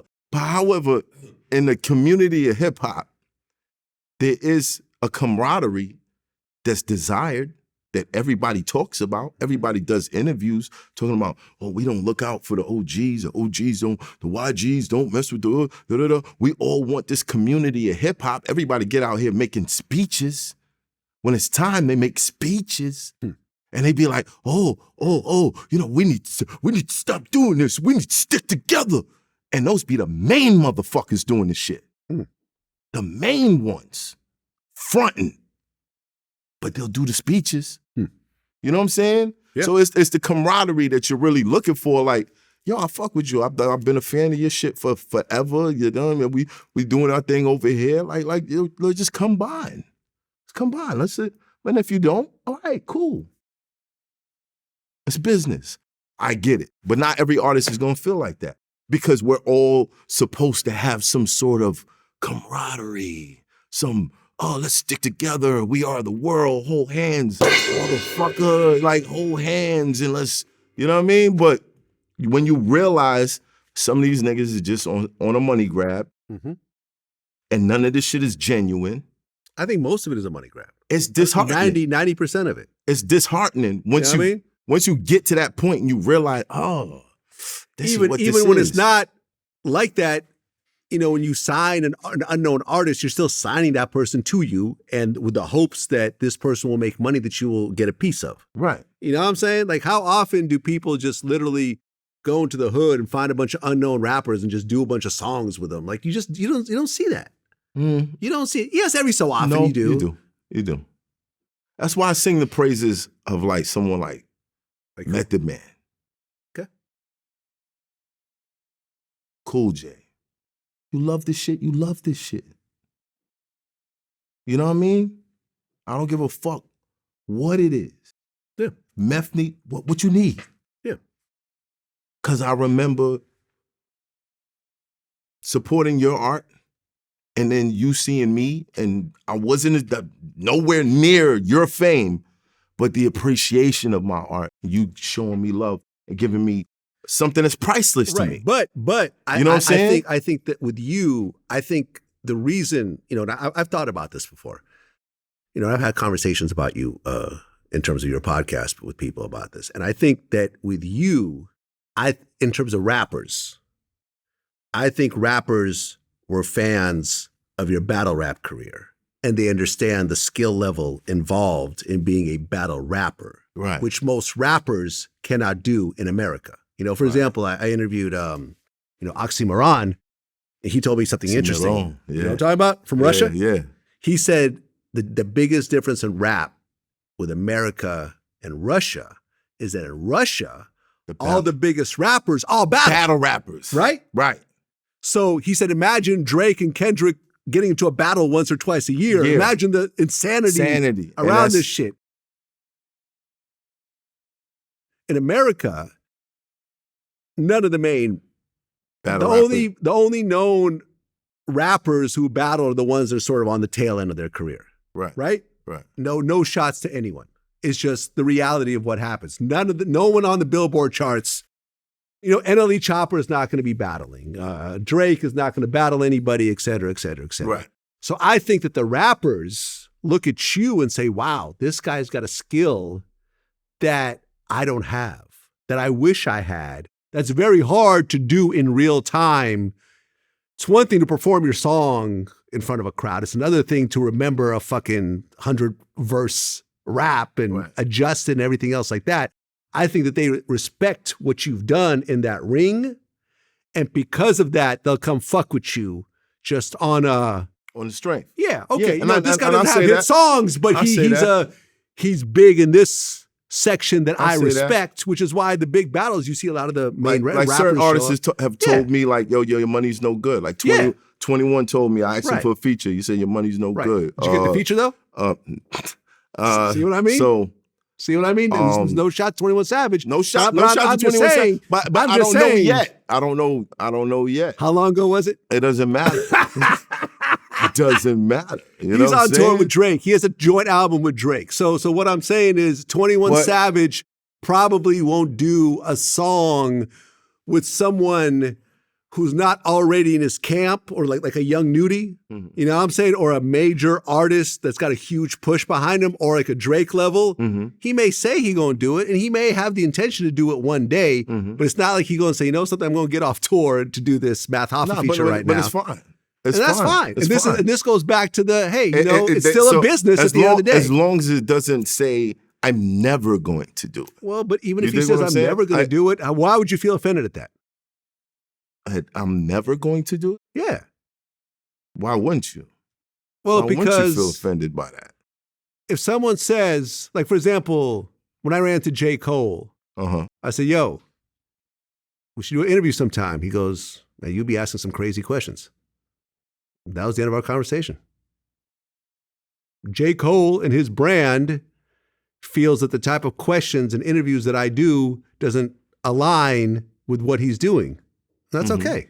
I get it. I'm not mad at J. Cole. That's fine. We've actually had some small little interviews with J. Cole from before, but I don't ever expect... But it's not like J. Cole is on every other platform but yours. But there are people that go on every other platform but mine. Right. But you can't take it personally. And that's okay. Yeah, that's fine. Our brands don't align anymore. Fun artists is different, man. This shit is deeply rooted in your childhood of the dream of wanting to be there. Like, you can't play with those emotions. Yeah, but also, you know what I'm saying? Also, when it comes down to hip hop, features are cool, but ultimately, it's about your solo songs. It's about the songs that you do yourself. Right. That really stand out. When you look at all the greats, it's not because they got a Drake feature. No, sure. You know what I'm saying? Even though they may have gotten a Drake feature at one point, you know, Migos got Versace from Drake, and that jump-started their career. And J. Cole got... Yeah, I get it. But they went on, their biggest songs were not those songs. It went on, but they went on. But it helped bring life, of course, to their solo project. Of course. You know what I'm saying? Listen, no one's mad at a Drake feature. Nobody's mad. Nobody's They don't care if he does the first verse like he always does. Fuck it. Yeah. Yeah. So I need. I need. He's doing ad libs. Yeah, Hoffa, I think we got one. That's all I need. That's all you need. That's all I need. That's all I need. All right, bro, I got it from here. You know what I'm saying? Cool. That's how we're gonna end it. Math Hoffa, man, always a pleasure. Nice heated conversation. Salute, you know what I mean? But salute. two people that no matter how heated it gets, how angry we get, there's always that mutual respect. You know what I'm saying? Ultimately, I may disagree with you, but I respect where you're coming from. You know what I'm saying? And you know, I understand why you say what you say. And ultimately, we have different backgrounds, we have different sets of experiences, and even though I may be in total disagreement, I still respect where you're coming from, and I'll never let it go beyond a place of total respect. And likewise. Boom. Next time. Peace.